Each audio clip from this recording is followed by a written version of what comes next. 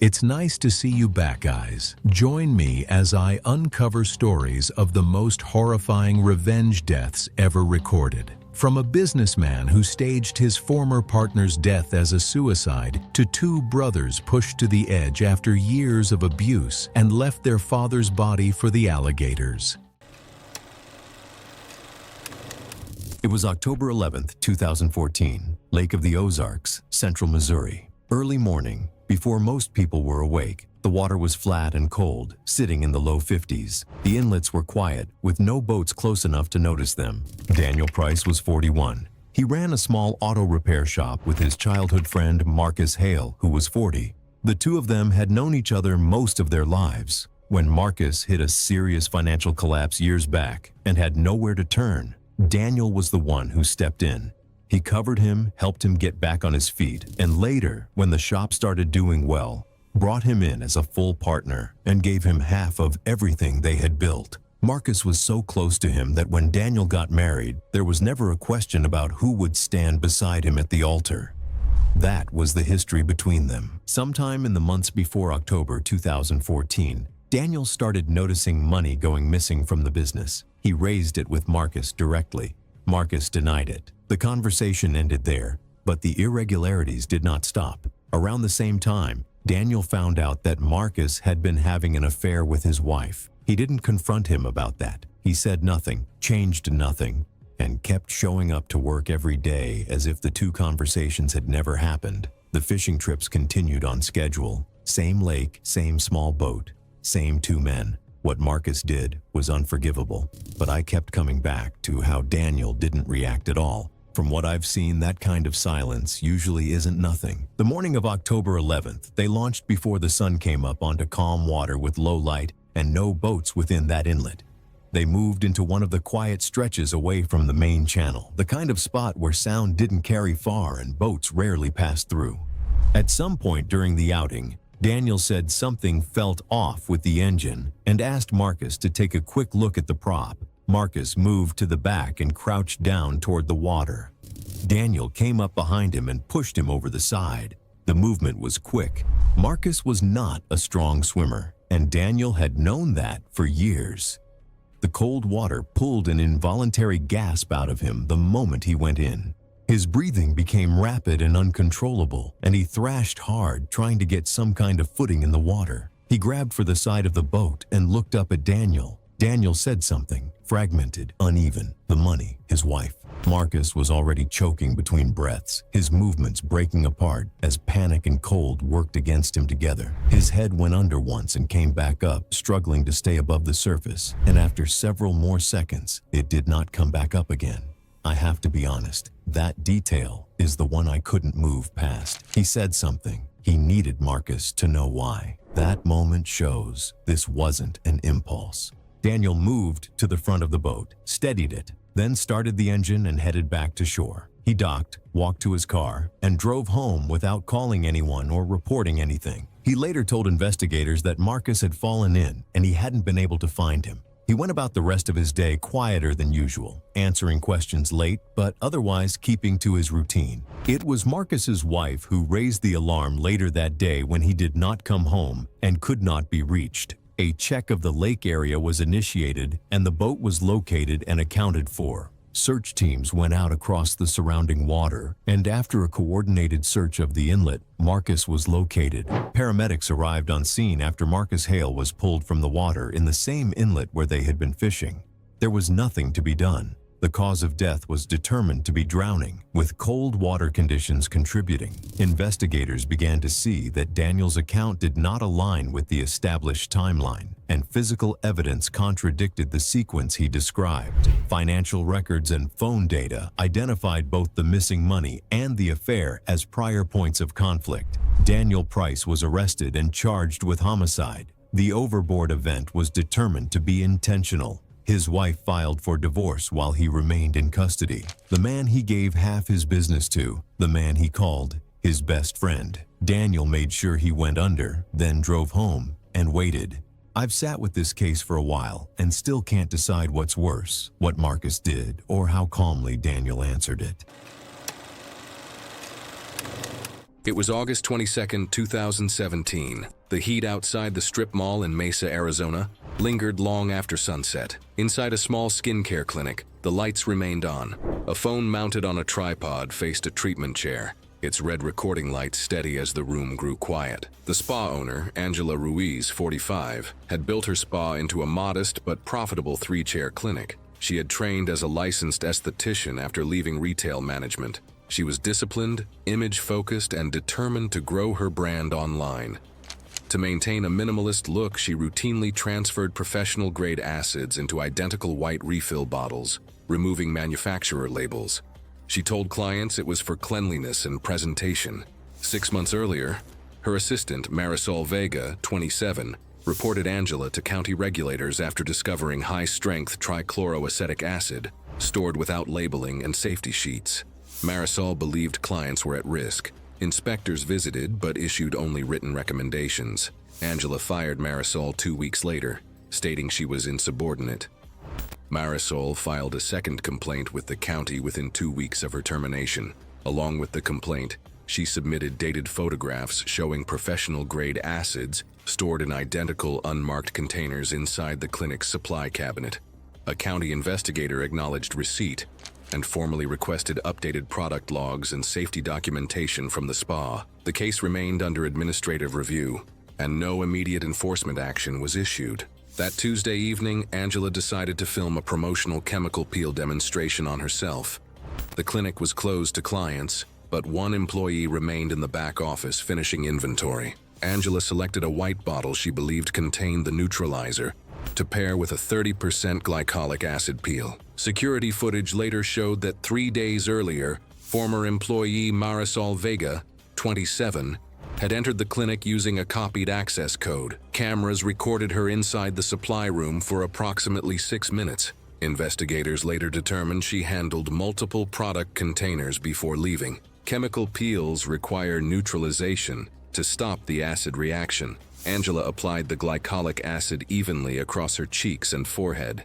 After several minutes, she reached for the white bottle she assumed was the neutralizing solution. The recording, later reviewed by investigators, shows her wiping the second solution across her face. Within seconds, her skin flushed deep red. The burning intensified rapidly, forcing her eyes partially shut. She stood abruptly, knocking the treatment tray to the floor, and moved toward the sink. Forensic testing later confirmed the bottle labeled neutralizer contained concentrated glycolic acid. The true neutralizing solution had been moved to a lower cabinet. The clinic's practice of storing professional-grade acids in identical unmarked bottles made visual identification impossible. Angela splashed water on her face repeatedly. The second application significantly increased the acid exposure, causing rapid blistering across her cheeks and neck as water and acid ran into her eyes, forcing them partially shut. In visible distress, she moved toward the rear hallway where a short set of tile stairs led to the staff area. The employee heard a crash. Angela missed a step while descending the stairs and fell forward, striking the right side of her head on a metal stair edge. Emergency services were called immediately. Paramedics arrived 9 minutes later and pronounced her dead at the scene. The medical examiner ruled the cause of death to be blunt force head trauma from a stair fall. The skull fracture caused fatal brain injury. The facial burns were contributing, but not independently fatal. Investigators reviewed earlier supply room footage and identified Marisol Vega handling the bottles. Fingerprints confirmed contact. She was charged with second-degree murder and product tampering. In April 2019, she was convicted and sentenced to 22 years in state prison. Regulators later required aesthetic clinics to keep original labeling and tamper-evident storage. The case was recorded as a homicide resulting from deliberate product tampering that led to a fatal fall. It was June 18, 2015. The forest along Washington's Olympic Peninsula was damp from morning rain, and a gravel road leading to a small cluster of rental cabins showed tire tracks slowly filling with water. By dusk, one porch light remained on against the fir trees, the quiet settling in early. 3 months earlier, Dr. Maya Tan, 41, had begun communicating online with a man using an alias and altered photos. Maya was a general surgeon in Tacoma, spending long hours in operating rooms where controlling bleeding and timing each step can determine survival. She specialized in abdominal surgery and was known for steady hands and careful planning. The year before, her younger sister Claire died by suicide after losing more than $60,000 in a romance scam, later linked to Elias Vaughn, 38. Court records later showed that Vaughn of Boise, Idaho, had faced several civil complaints accusing him of financial deception through online relationships. He had no prior criminal convictions. Phone data confirmed that Maya and Vaughn exchanged messages for weeks before arranging a weekend stay at a remote glamping cabin outside Port Angeles, about 12 miles from the nearest paved road with limited cell service. Weather advisories that week warned of steady rain and possible service interruptions. The rental agreement noted the isolation. On June 18th, a gas station camera in Port Angeles recorded Vaughn fueling a rented SUV at 2:12 p.m. A separate roadside camera captured Maya's vehicle on the same highway shortly after. Digital gate logs showed both vehicles entering the property before 4 p.m. A phone placed on the kitchen counter recorded short video clips earlier that evening, showing them unpacking and drinking. A second phone later captured partial video and audio before shutting off, according to forensic review of the devices. Investigators confirmed the events were recorded twice, once before the violence and once during the attack, though the second recording ended abruptly. By nightfall, outgoing calls from both phones had stopped. Toxicology later showed Vaughn had ingested a prescription sedative found in his bloodstream at a level consistent with slowed reactions and impaired movement. Medication packaging was recovered from a trash bin, the bed had been stripped, and investigators documented plastic sheeting beneath the mattress. A compact medical kit was found in the cabin, cleaned but with visible staining inside its hinges. The autopsy documented multiple incisions to the lower abdomen and upper thigh consistent with someone familiar with basic anatomical landmarks. The fatal injury involved the left femoral artery, a major blood vessel in the upper leg. Investigators noted that damage to this vessel can lead to rapid blood loss within minutes. Toxicology confirmed a sedative level high enough to limit coordinated movement without causing full unconsciousness. Blood pooled beneath his body in a pattern consistent with him lying on his back for several minutes, and investigators estimated fatal blood loss occurred within 10 to 15 minutes. Faint heel marks suggested limited movement before collapse. The property manager discovered the body 3 days later and contacted emergency services. The death was ruled homicide due to exsanguination from sharp force trauma. Phone records, gate entry logs, and recovered video files placed Dr. Maya Tan at the cabin during the final hours before Vaughn's death, leading to her arrest. She was later convicted of first-degree murder and sentenced to life without parole. It was September 3rd, 2015, outside Lexington, Kentucky. Late summer heat still lingered across the rolling pasture land, and the narrow county roads were quiet after sunset. Gerald Marsh, 58, lived alone in a small ranch-style house on a 15-acre property his family had owned for decades outside Lexington, Kentucky. Years earlier, the land had been used to keep several horses, with a small training barn that Gerald and his father had built together. Even after the animals were gone, the pastures and fencing remained, and nearby horse farms had begun showing interest in the land.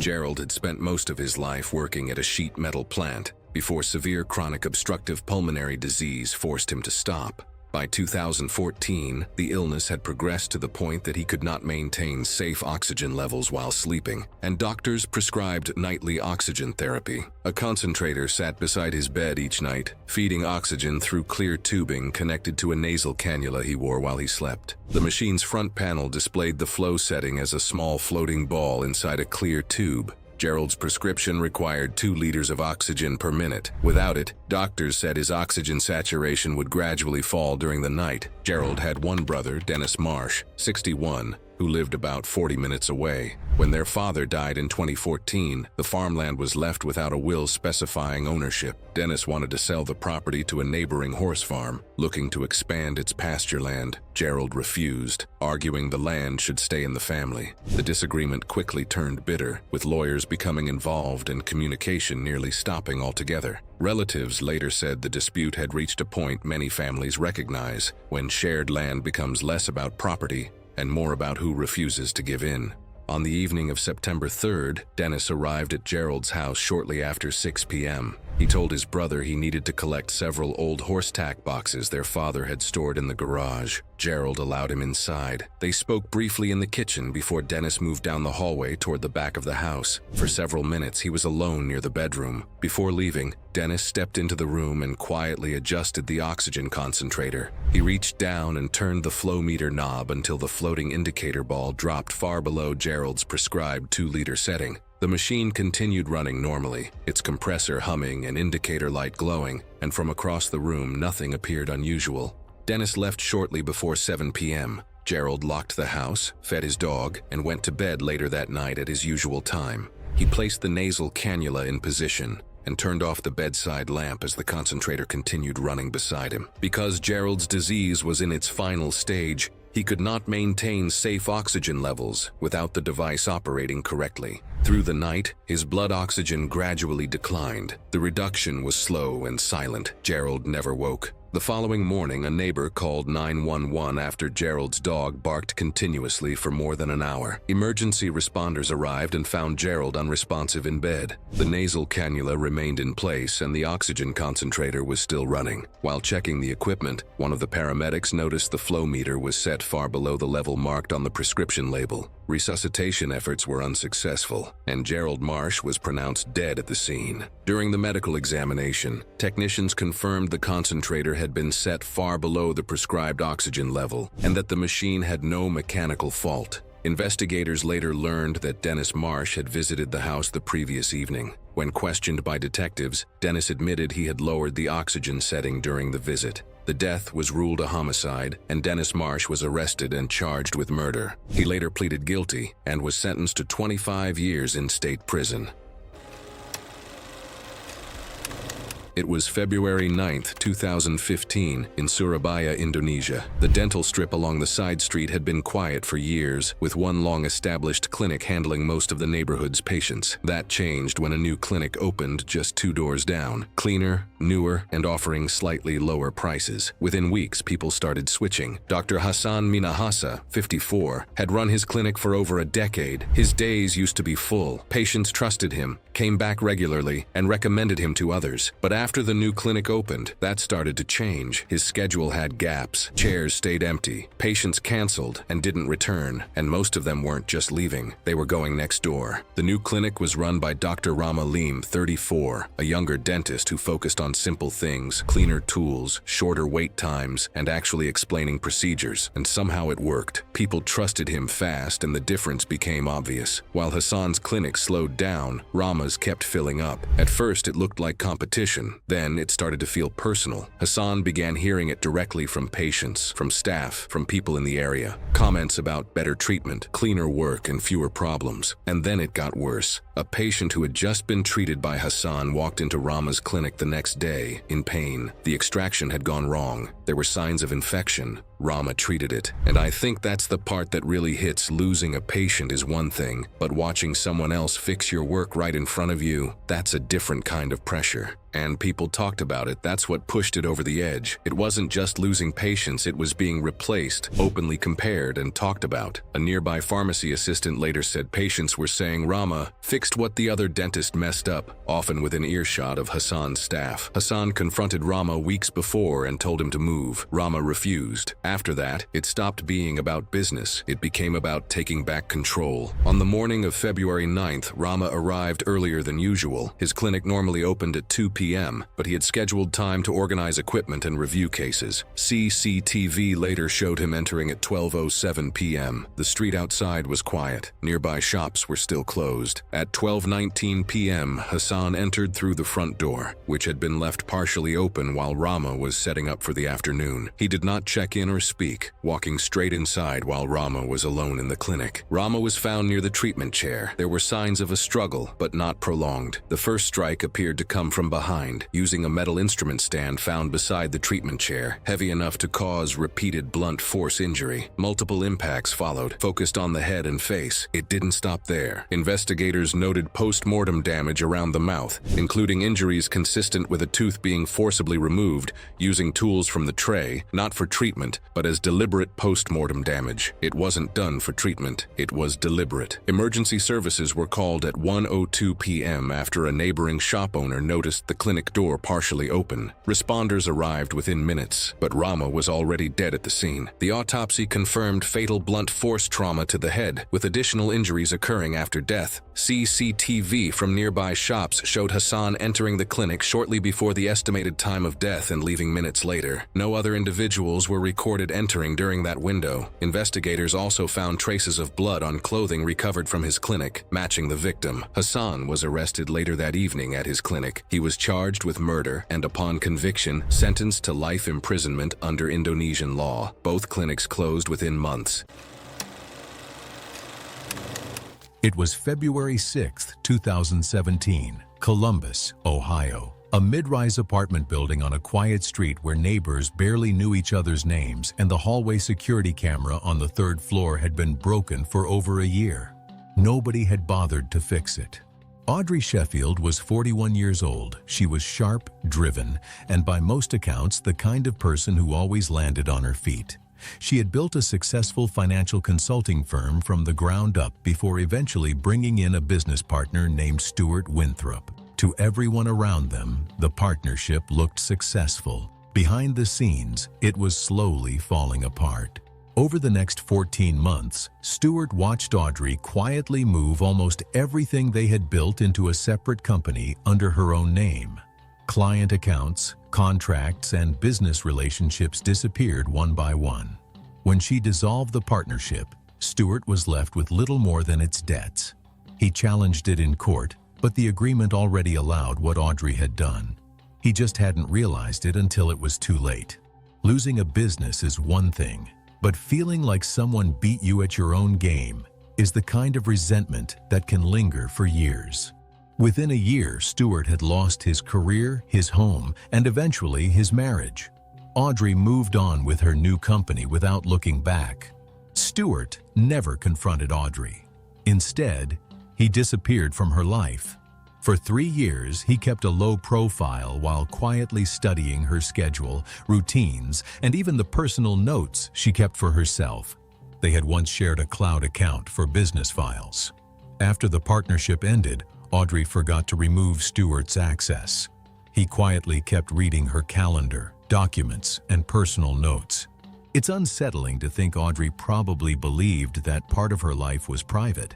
Without realizing it, she was giving Stuart the words he would later use against her. He also obtained a copy of the key to Audrey's office building from a former maintenance worker.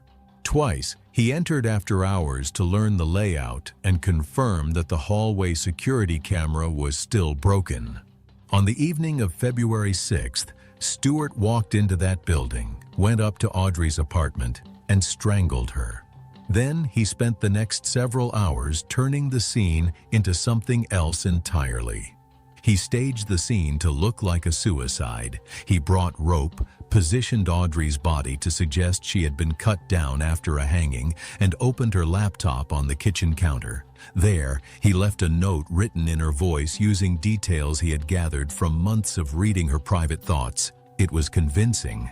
He then logged into Audrey's email account and scheduled several messages to be sent to colleagues and a close friend over the next few days. They were short, withdrawn, and carefully written to sound like someone quietly saying goodbye. Stuart wrote those too. He walked out without being seen. Audrey's body was found 2 days later after she failed to show up for a client meeting. A colleague stopped by to check on her and found what initially appeared to be a suicide. That impression changed quickly once the medical examiner determined Audrey had died from manual strangulation rather than hanging. The story began to unravel because of one technical detail. Detectives found that one of the scheduled emails had been created from a device connected to a cell tower 3 miles from Audrey's apartment, while her own phone remained at home. Someone else had accessed her accounts. That clue led investigators to Stuart. Logan records, IP address data, and forensic examination of the devices used to access Audrey's cloud accounts ultimately linked that activity back to Stuart. His DNA was also recovered from Audrey's apartment, and a search of his home uncovered months of planning notes. Stewart was 46 when he was arrested, charged with aggravated murder, and later convicted. He received a life sentence. The medical examiner ruled Audrey's death a homicide caused by manual strangulation. He wanted revenge, but he also wanted Audrey to be remembered for something she never did. That was the one part of his plan that ultimately fell apart. It was May 3rd, 2019, Houston, Texas, a private residence on the west side of the city. The evening function was scheduled to begin at 7. The kitchen was domestic, the counter space limited, and no allergen handling controls had been established for the evening. Tools and surfaces were shared between dishes and between staff, creating a risk of cross-contamination. Ethan Cole was 33. He had spent 6 years working in a Houston restaurant owned by a man named Victor Alvarez. He was the first employee Victor ever hired. In the early period, when the restaurant had not yet found its footing and the margins were thin, Ethan was there. He learned the kitchen under Victor, followed his standards, and stayed through the difficult stretch when a lot of people would have left. Victor trusted him during that time in ways he did not trust many people. The break came during year 6. A health code issue surfaced inside the restaurant. The details of the violation were documented and known to both men. Victor wanted it handled quietly. Ethan refused. What followed moved quickly. Victor accused Ethan of theft shortly after. The accusation was never substantiated in any formal proceeding, but it did not need to be. It circulated. Houston's catering and food industry was connected enough that the name spread before Ethan had a chance to respond to it. Work dried up. He lost his position. He lost the professional standing he had spent 6 years building. I have to be honest. The accusation doing its damage without ever being proven is the part of this that sits badly with me. At the time of the May 2019 event, Ethan's wife was undergoing cancer treatment. The costs were ongoing and significant. The termination and the accusation had pushed the household into financial collapse. They lost their housing. Ethan had spent the period between his dismissal and the spring of 2019 rebuilding slowly through freelance catering contracts, taking whatever work came through contacts who did not always vet him closely or ask about his history. That is how he came to be in Victor Alvarez's kitchen on the evening of May 3rd. Victor had contracted the function through a private events company. The company sourced staff through their own network. Ethan had worked several prior engagements through that same company and had established enough of a record with them that he was given lead cook responsibilities when available. For the May 3rd event, he was assigned that role. In that capacity, he held direct responsibility for menu execution, station assignments, and food preparation from start to finish. The company never knew both Ethan and Victor had any past relationship. Victor had a severe shellfish allergy. It was not a minor sensitivity. The allergy was documented and widely known among people who had worked with him or been around him socially. He carried an epinephrine injector. He had made the allergy known to staff at his own restaurant for years. It was the kind of detail that people in his circle did not need to be told twice. Ethan had worked in that circle for 6 years. The evening menu included a shellfish appetizer. As lead cook, Ethan held direct responsibility for that menu. He prepared the shellfish course himself. The dish was plated under his supervision and moved to service with the rest of the first course. The kitchen was busy, and the other staff were directed through their stations by Ethan throughout the evening. Preparation tasks ran across shared surfaces and overlapping work lines. Victor consumed the appetizer at his own table, in his own home, unaware that it had been exposed to shellfish. Within minutes, the symptoms began. Initial accounts from those present suggested the reaction was not immediately recognized for what it was. His breathing changed and his throat tightened before the severity became apparent to the people around him. An epinephrine injector was present on site, but the severity of the reaction was not recognized in time for it to be administered before loss of airway control. The reaction escalated into full anaphylaxis before emergency services could be reached and respond. Paramedics arrived on scene. There was nothing to be done. Victor was pronounced dead that evening. The cause of death was anaphylaxis consistent with acute shellfish exposure. Investigators were unable to recover uncontaminated food samples for definitive testing, and no conclusive forensic link was established between a specific preparation step and the point of exposure. The prior relationship between Ethan Cole and the victim was identified through employment records and confirmed through multiple industry contacts. As lead cook, Ethan held documented responsibility for the evening's menu and its execution. The case was referred for prosecutorial review. Charges were filed at a later stage. Ethan Cole was identified as the primary person of interest and subsequently taken into custody. His wife remained in active cancer treatment at the time of his arrest. I am not in a position to say what Ethan Cole did or did not do in that kitchen, but I can tell you that none of them deserves what they got. It was August 12, 2016. The town gymnasium in Laredo, Texas, buzzed with the final night of the Miss Rio County pageant. Folding chairs lined the polished basketball court, and a temporary runway stretched 4 feet above the floor. Stage lights washed the plywood platform in harsh white glare, masking small gaps between panels. One of the contestants was Elena Cruz, 24. She was the reigning title holder. By day, she worked as a dental assistant. By night, she coached younger contestants hoping to follow her path. She was disciplined and competitive. Months earlier, during a regional qualifier, witnesses reported seeing her backstage holding sewing scissors near Marisol Vega's gown shortly before its inner seam was discovered cleanly cut. Though removed from the dressing area, she was not disqualified due to a lack of video proof. Marisol Vega, 22, had saved nearly a year to enter that competition. When her gown split under stage lights, she lost a scholarship tied to the crown. She confronted organizers, but without footage. No action followed. Humiliated, she withdrew from pageants for months and later testified she believed Elena had sabotaged her and destroyed her opportunity.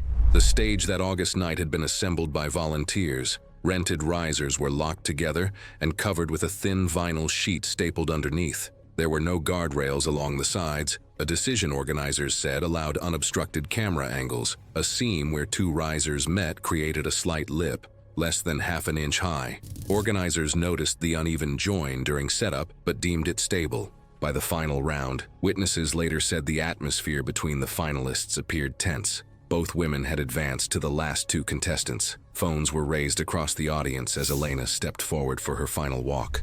As she pivoted near the center seam of the runway, Marisol entered from stage right to join the lineup. Witnesses later stated that Marisol quickened her step. As they crossed paths, witnesses said Marisol placed her foot behind Elena's left heel, creating a brief pivot that interrupted her stride. Her trailing foot caught, and her upper body continued forward while her heel snagged against the uneven seam. The stumble lasted less than a second. Elena threw her arms outward in an attempt to steady herself.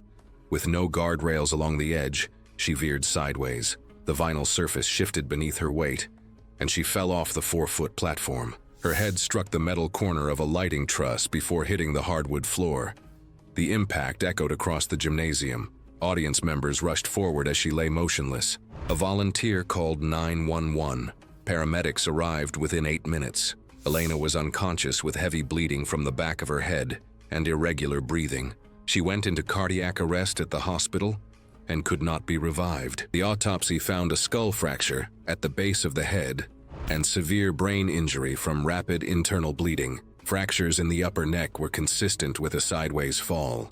The cause of death was ruled blunt force head trauma from an elevated stage fall. Investigators reviewed footage and confirmed that Marisol's foot made contact behind Elena's ankle.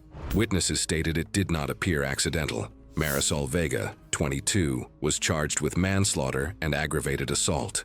In 2018, she was convicted of manslaughter and sentenced to 18 years in prison.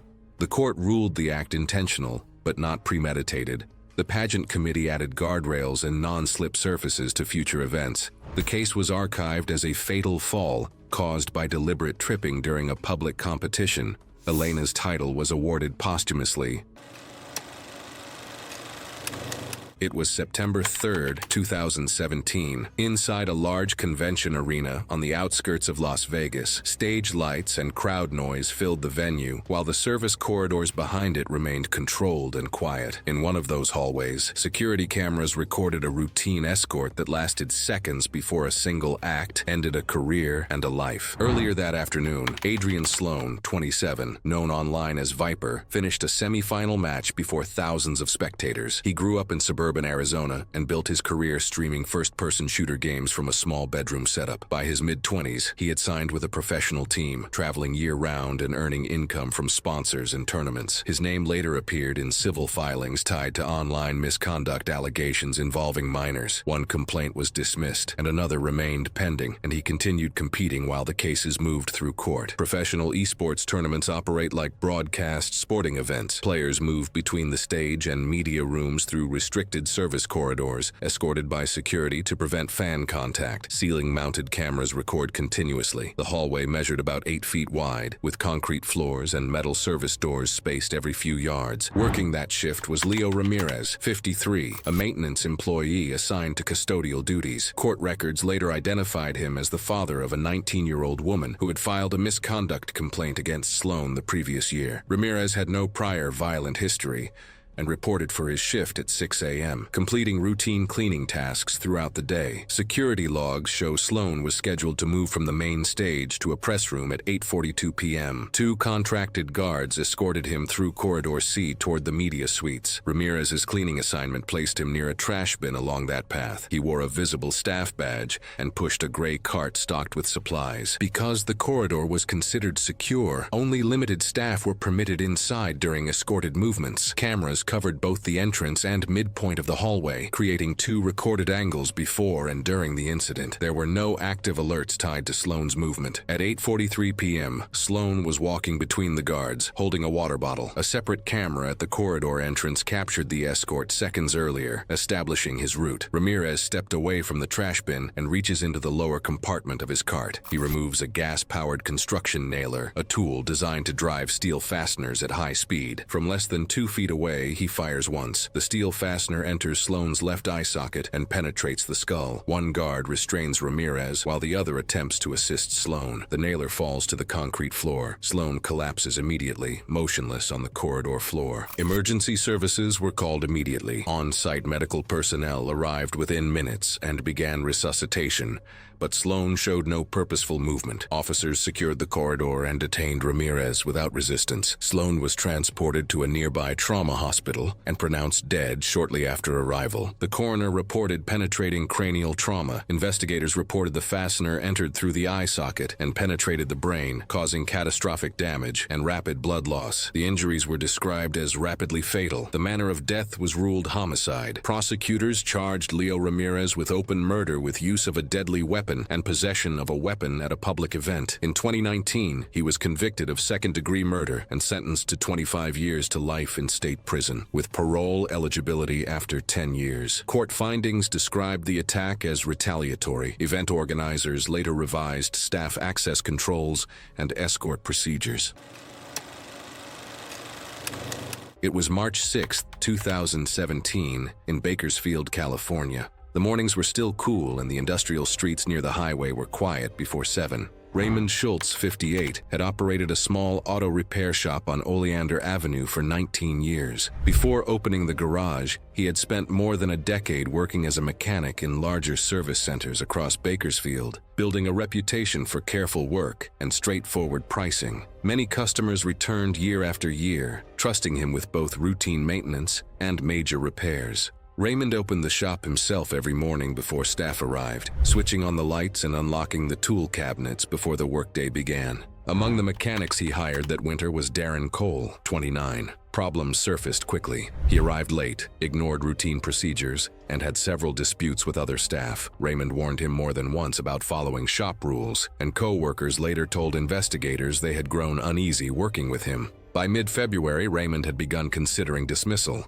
The decision came on February 18th. After closing, Cole remained inside the garage and took a customer's 2013 Chevrolet Silverado from the service bay without authorization. The truck had been brought in for brake work and was scheduled for pickup the next morning. After driving it for roughly 2 hours, Cole returned and struck a curb while turning into the lot, damaging the front suspension. Raymond discovered the damage the following morning. Cole admitted what he had done and was dismissed immediately. Several days later, Cole returned to collect his final paycheck. Raymond told him the truck's repairs had already cost the shop thousands of dollars and said he intended to deduct the amount from Cole's wages. Cole argued that the amount he was owed exceeded the repair cost and demanded to be paid in full. The exchange grew heated in the parking lot before Raymond ended the conversation and walked back inside the building. Cole left without receiving the check. During the weeks he had worked in the garage, Cole had learned how the building operated. Each service bay had a ventilation system that removed exhaust fumes when engines ran indoors.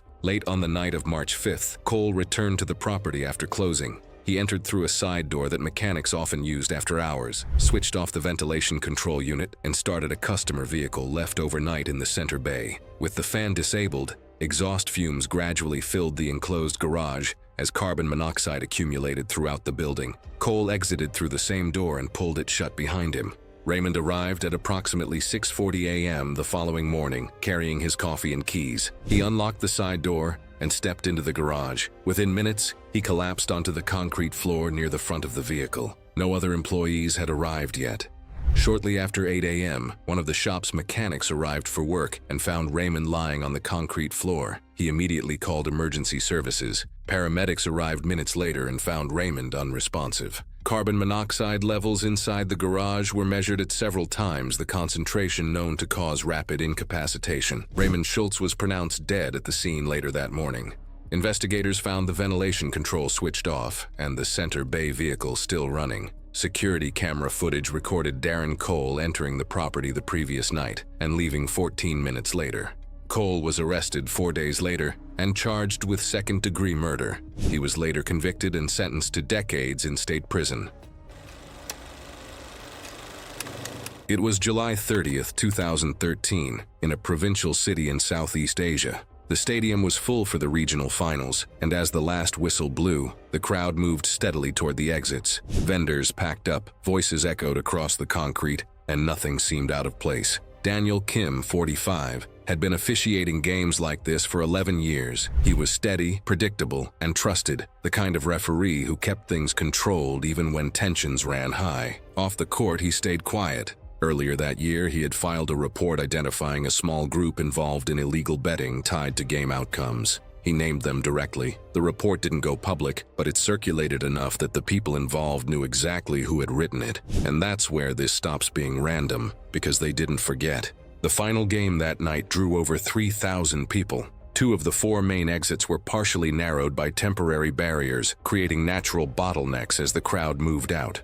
Daniel remained near the sideline after the game, gathering his materials beside a fixed concrete post along the perimeter. He always left a few minutes later than everyone else, and that routine didn't change. At approximately 8:41 p.m., 2 men positioned near the east exit began moving against the flow, not shouting randomly, but pushing deliberately into the outgoing crowd. Witnesses later said it didn't feel like panic at first. It felt controlled, targeted, and that's the part that stands out. Because they weren't trying to scatter everyone, they pushed against the flow in a way that disrupted movement near the exit, creating sudden congestion that spread back through the crowd toward the sideline. I've always felt fine in crowds, like as long as everyone's moving the same way, nothing really goes wrong. But when someone forces that movement to change, even slightly, it doesn't take much to turn it into something else. Within seconds, the flow shifted. People near the exit slowed and turned, reacting to something they couldn't fully see, while those behind them kept pushing forward in the original direction. The pressure didn't build all at once. It started gradually, then intensified with each second. It moved through the crowd in waves,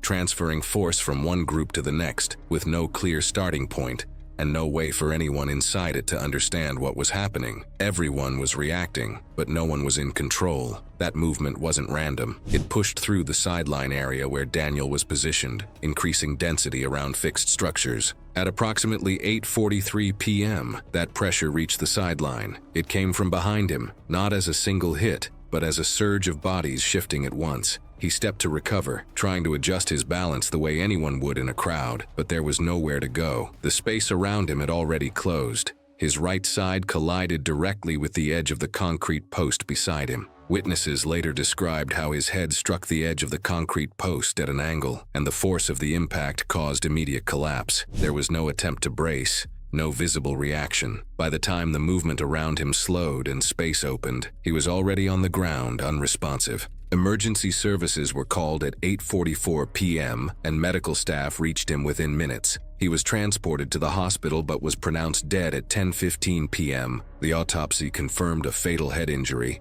blunt force trauma to the temporal region, causing rapid internal bleeding and immediate loss of consciousness. Investigators later reviewed multiple angles of footage and tracked the crowd movement back to its origin. The two men at the east exit weren't reacting to anything. They were initiating it, pushing against the flow in a way that disrupted crowd movement and caused dangerous compression. Phone records and earlier reports linked them directly to the betting group Daniel had identified months before. This wasn't panic, it was pressure, built deliberately and guided through a space where no one could see it forming until it reached him. Both men were arrested, charged with murder, and later convicted. And when you step back from it, that's what closes the loop. Nothing in that moment looked like a direct attack, but every part of it was already set in motion. No weapon, no confrontation, just a system they disrupted in a way that made serious harm likely, until the outcome wasn't chance anymore. It was a situation they created in a confined, high-pressure space.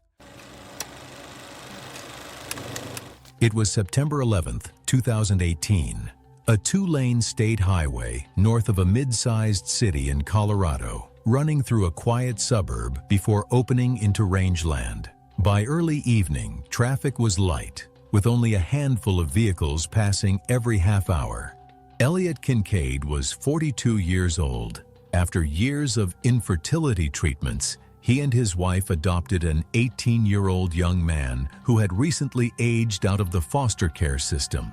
It was, by every account, the happiest period of Elliot's life. The two spent as much time together as they could, and Elliot often drove him to evening classes along the same state highway. Russell Halston was 46. 6 years earlier, his wife and 4-year-old daughter had been killed in a hit and run. The driver was Elliot Kincaid. Because of a procedural error, Elliot's blood alcohol was tested too late to support a DUI charge. He pleaded to a lesser vehicular offense and served 18 months. Russell attended every hearing. He watched Elliot walk free after 18 months, then returned to an empty house. Not everyone finds a way to move on from grief. Sometimes it settles in and changes the way they see the world. He never moved on. Over the next several years, he quietly followed Elliot's life through public records and community notices. He learned about the marriage, the years of infertility, and eventually, the adoption. When a neighborhood newsletter announced the adoption, Russell waited another 5 months. He wanted the family to feel complete before he destroyed it. Russell wasn't acting in the heat of the moment. He waited until Elliot had finally rebuilt his life because he wanted him to experience the same kind of loss he believed he had carried for years. In the weeks before September 11th, Russell drove Elliot's route at different times of day, studying his routine. He eventually chose a long, straight stretch of highway where a rear tire failure at speed would likely send a vehicle into the drainage ditch. 3 days before the crash, Russell accessed Elliot's SUV while it sat in an uncovered driveway in a neighborhood without street cameras. Using a blade, he scored the inside of the rear driver's side tire where the damage couldn't be seen during a routine inspection. The cut was shallow enough to hold at low speeds but fail under sustained highway driving. On the evening of September 11th, Elliot and his son headed north on the highway. About 3.5 miles into the drive, the rear tire failed at around 60 miles per hour. The SUV pulled sharply left, crossed the center line, left the road, and rolled into a drainage ditch. Elliot and his son were both killed at the scene.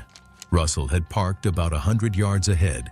He walked back to the wreck, confirmed they were dead, stood there long enough to finish a cigarette, then drove away. A passing motorist discovered the crash 6 minutes later and called 911. At first, investigators treated it as a fatal traffic accident, but a forensic examination of the tire revealed a clean-edged cut on the inner sidewall, a pattern consistent with deliberate sabotage rather than road damage. The cigarette butt recovered near the SUV matched Russell's DNA.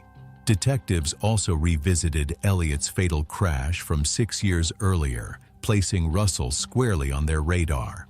Phone records and toll data confirmed he had been on the highway during the crash, and a search of his home uncovered the blade used to damage the tire, along with records of Elliott's address, vehicle registration, and the neighborhood newsletter announcing the adoption. Russell Halston was arrested 19 days after the crash.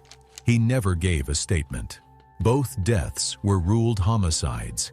He had waited 6 years for revenge, but the cigarette he left behind beside the wreck was what ultimately tied him to it. Somewhere between grief and revenge, Russell lost sight of one simple truth. His adopted son had never done anything to him. It was April 22, 2015, Mesa, Arizona, a community college campus on the east side of the city, a standard academic building with administrative offices, classrooms, and a conference room used for faculty meetings and student appeals. Nothing about the building or the day distinguished it from any other point in the semester. Phil Dawson was 24. He was enrolled part-time while working night shifts to cover his living expenses. He was behind on coursework and behind on bills. The two things fed into each other in a way that had been building for some time before the spring semester came to a head. Carol Reyes was 38. She had been teaching at the college for 9 years. She followed procedure. When Phil submitted his final paper and the plagiarism detection system returned a similarity score of approximately 74%, she reported it through the appropriate channels. That was her job, and she did it. A failing grade was issued. Academic probation was applied. Phil's financial aid eligibility was revoked as a direct result of the academic standing violation under the college's satisfactory academic progress policy. I understand that Phil has been under a lot of pressure. What I cannot get behind is what he did next. The consequences landed hard. He could no longer meet his rent obligations. His housing situation became unstable. His employer reduced his hours around the same period. The pressure was real, and it came from multiple directions at once. What Phil did with that pressure was direct it toward Carol Reyes. He did not frame what happened as a consequence of submitting work that was not his own. He framed it as something she had done to him personally. That distinction mattered in the weeks that followed. He began appearing on campus outside his scheduled hours. He attempted on more than one occasion to revisit the academic decision through informal channels, approaching staff and raising the matter in ways that fell outside normal procedure. He made clear in those interactions that he believed he had been targeted. The behavior was noted by at least one staff member, but was not formally logged or escalated. It did not at that point meet the threshold that would have triggered a referral to the college's behavioral intervention process, and no risk flag was placed on his file. Phil finally submitted a formal grade appeal. He requested that Carol Reyes be present at the meeting. The request was accommodated. A conference room was scheduled in the administrative wing. The room was an older facility, fitted with a privacy lock on the interior handle, a feature common in multi-use administrative buildings of that age and layout. 2 staff members were assigned to attend alongside Carol. The meeting began as a standard appeal review, limited in scope to the grade, the plagiarism finding, and the applicable policy. Nothing in the opening of the meeting deviated from normal procedure. At some point during the meeting, it became clear that a key piece of supporting documentation had not been pulled into the digital record and existed only in a physical file held in a separate office down the hall. Both staff members stepped out briefly to locate and retrieve it. The interval was brief. While they were outside the room, Phil Dawson engaged the privacy lock from the inside. Carol Reyes was alone with him in the room and could not leave. What followed was what no one saw coming. An altercation began when the discussion turned back to the grade and the plagiarism finding. Phil Dawson grabbed Carol Reyes and forced her head into the edge of the conference table. The impact was significant. He did it more than once, with enough force to cause severe head trauma. she lost consciousness and did not recover. She fell to the floor unconscious. When the staff members returned to the conference room, the door was locked and there was no response from inside. Campus security was contacted and forced entry was made. Phil Dawson was present and did not resist. Carol Reyes was found unresponsive on the floor. Emergency services were called, but there was nothing to be done. Carol Reyes was pronounced dead at the scene. Phil Dawson was detained without incident and subsequently charged with first-degree murder. In a statement, he indicated that he believed the academic consequences had been unjust. The college revised its meeting protocols and placed restrictions on closed-door proceedings conducted without continuous staff presence throughout the duration of any student appeal or disciplinary review. I wonder how it might have turned out if the staff hadn't stepped out, but there's no way to know. It was March 14, 2016. The Community Fitness Center in Columbus, Ohio, moved through its usual Monday rhythm. The squat racks faced a mirrored wall, security cameras fixed above them in silent, steady angles. From the floor, nothing suggested that one lift would later become evidence. Jason Miller was 38 and worked in insurance claims processing for a regional firm. He was methodical and precise, the kind of man who documented conversations and saved receipts. After his divorce the previous year, he focused on rebuilding his health with the same discipline he applied to his job. He logged every workout in a small spiral notebook, tracked his calorie intake, and avoided unnecessary conversation on the gym floor. Structure gave him control. 3 months earlier, Jason filed a formal maintenance complaint after noticing loose hardware on one of the squat racks. He photographed the misaligned safety arm and emailed management with timestamps. The complaint triggered a corporate inspection and resulted in a written reprimand for the gym's floor manager, Derek Harlan, age 46. Harlan's quarterly performance bonus was temporarily frozen. According to later court filings, the atmosphere shifted after that review. Staff schedules changed, and Jason mentioned to a coworker that interactions with management had grown tense. He continued training there each evening. The rack Jason used that night had adjustable safety arms secured by removable steel pins. Maintenance logs showed replacement pins had been requested, but not yet installed. Surveillance footage showed Jason loading 3 45-pound plates on each side of the bar, totaling 315 pounds. Another member offered to spot him. Jason declined, as he routinely did. Jason unracked the weight and stepped back. He inhaled and descended. At the bottom of the lift, the bar drifted forward slightly. When he failed the ascent, he attempted to dump the bar backward onto the safety arms. The right arm held, the left dropped. The bar tilted violently. Nearly the entire load shifted forward across the base of his neck. Witnesses heard a sharp metallic impact as the left safety arm dropped against the frame, followed by a strained choking sound. The bar forced his chin to his chest and pinned him face down against the mat. His arms moved briefly but without coordination. 2 members rushed forward and lifted the unloaded end first while another stripped plates. The bar rolled free within seconds. Jason did not move again. A trainer called 911 at 7:42 p.m. Paramedics arrived 8 minutes later. CPR was initiated, but there was no spontaneous breathing or pulse to restore. Trial footage showed the left safety pin was not fully inserted before Jason lifted. Earlier video that evening confirmed it had been properly seated during another member's set. Between that lift and Jason's attempt, surveillance showed floor manager Derek Harlan lingering at the rack and manipulating the safety arm for several seconds, partially disengaging the pin before stepping away. Forensic analysis found no defect or metal failure. The pin slipped because it was improperly engaged. Text messages recovered from Harlan revealed anger over Jason's complaint and references to retaliation. The coroner determined Jason died from fractures of the C5 and C6 vertebrae that severed his spinal cord and stopped his breathing. In 2018, Harlan was charged with involuntary manslaughter and reckless homicide. A jury convicted him of reckless homicide, citing deliberate interference and foreseeable risk. He was sentenced to 9 years in state prison. The full sequence was recorded on security cameras and used as central trial evidence. The gym settled a wrongful death claim, implemented stricter inspection policies, and restricted staff from handling active equipment. The court described the case as a fatal act of workplace retaliation involving equipment tampering.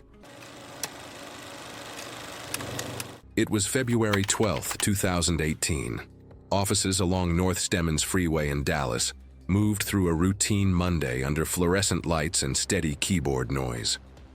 The carpeted hallway and small break room looked ordinary. Nothing suggested that a routine lunch break would end in a catastrophic equipment failure that would turn fatal. Gary Holt, 46, had worked at the logistics firm for 11 years, rising from dispatcher to middle manager overseeing delivery schedules and warehouse staffing. Coworkers described him as efficient but often dismissive of minor rules. Human Resources records documented repeated complaints that he took clearly labeled lunches from the shared refrigerator, including several belonging to Daniel Kim, 29. Gary denied the accusations and treated them as minor office disputes. Daniel was a junior logistics analyst with no criminal record. He managed routing software and shipment data and often stayed late during peak periods. To save money while paying student loans, he brought homemade meals daily and labeled them clearly. The break room microwave sat on a laminated counter near a sink and vending machine, plugged into a standard 120-volt outlet. It was a commercial-grade unit with a steel interior and rotating glass tray. By noon that Monday, several staff members were out, leaving the break room nearly empty. The refrigerator held only a few containers, spaced along the top shelf. Security cameras mounted near the ceiling recorded both the entrance and interior as Gary stepped inside at 12:18 p.m. He removed a foil-wrapped burrito from a paper bag labeled with Daniel's name, placed it in the microwave, closed the door, and set the timer. The machine hummed as the glass tray began to rotate and the interior light flickered on. Seconds later, faint electrical arcing flickered against the steel interior walls. The heating continued as pressure and gas built within the food container. At 12:20 p.m., a sharp crack echoed through the room, followed by a sudden rupture. The microwave door forced open and struck the opposite wall while dense smoke and debris pushed outward into the break room. The interior camera captured a brief flash consistent with electrical arcing before the space filled with dark smoke. Gary stepped back, his clothing darkened by heat and residue as he tried to move away from the counter.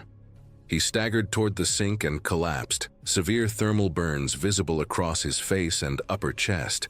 Employees in nearby offices reported the smell of burning and saw smoke drifting into the hallway as emergency services were called and the building evacuation began. Responders arrived within minutes and found Gary unresponsive on the floor. Burn patterns later indicated he had been standing directly in front of the microwave when it failed. He went into cardiac arrest during transport and was pronounced dead at 12:48 p.m. The medical examiner documented fatal thermal injuries and significant inhalation damage from superheated smoke and gases. The cause of death was ruled homicide, resulting from injuries associated with a modified lithium-ion battery device concealed in food. Investigators recovered damaged battery cells, wiring, and foil fragments from the microwave cavity. Purchase records showed Daniel Kim had ordered battery components weeks earlier, and his computer history included searches related to battery overheating in enclosed environments. He was arrested 3 days later, charged with first-degree murder, convicted,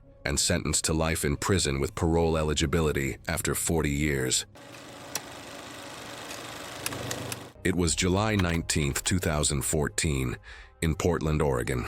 The summer heat had settled over the city, and most people in the neighborhood kept their windows open through the evening. Sandra Ellis, 31, had lived in a 2-bedroom apartment on Southeast Morrison Street for 3 years. She worked as a dental hygienist at a clinic a few miles away and managed the apartment lease in her name. The rent, utilities, and building correspondence all ran through her. Earlier that year, she had agreed to let a friend named Josh Lowe, 28, move into the second bedroom. The arrangement was informal. His name did not appear on the lease. He contributed a fixed amount toward rent each month, which Sandra used to offset her costs. For the first few months, the arrangement worked without obvious problems. By spring, Josh had fallen behind. One payment arrived 2 weeks late. The next came in short by half. Sandra addressed the issue directly each time, keeping the conversations calm but clear. She depended on the contribution to cover what she owed the building. By early July, with another full month unpaid, she told him plainly that if the balance was not settled within 2 weeks, he would need to find somewhere else to live. Sandra had lived with a severe peanut allergy, throughout her adult life. The condition had been formally documented by her physician, and she carried an epinephrine auto-injector with her at all times. A second injector was kept in a kitchen drawer as a backup. Josh had known about the allergy before he moved in. She had explained the risk clearly when the living arrangement was first discussed, and peanut products were never kept in the apartment because of the risk. On the evening of July 18th, another conversation about rent turned into an argument. Josh said the timeline was unreasonable. Sandra responded that the situation could not continue without payment, and that she needed either a firm commitment or a move-out date. The discussion ended without resolution.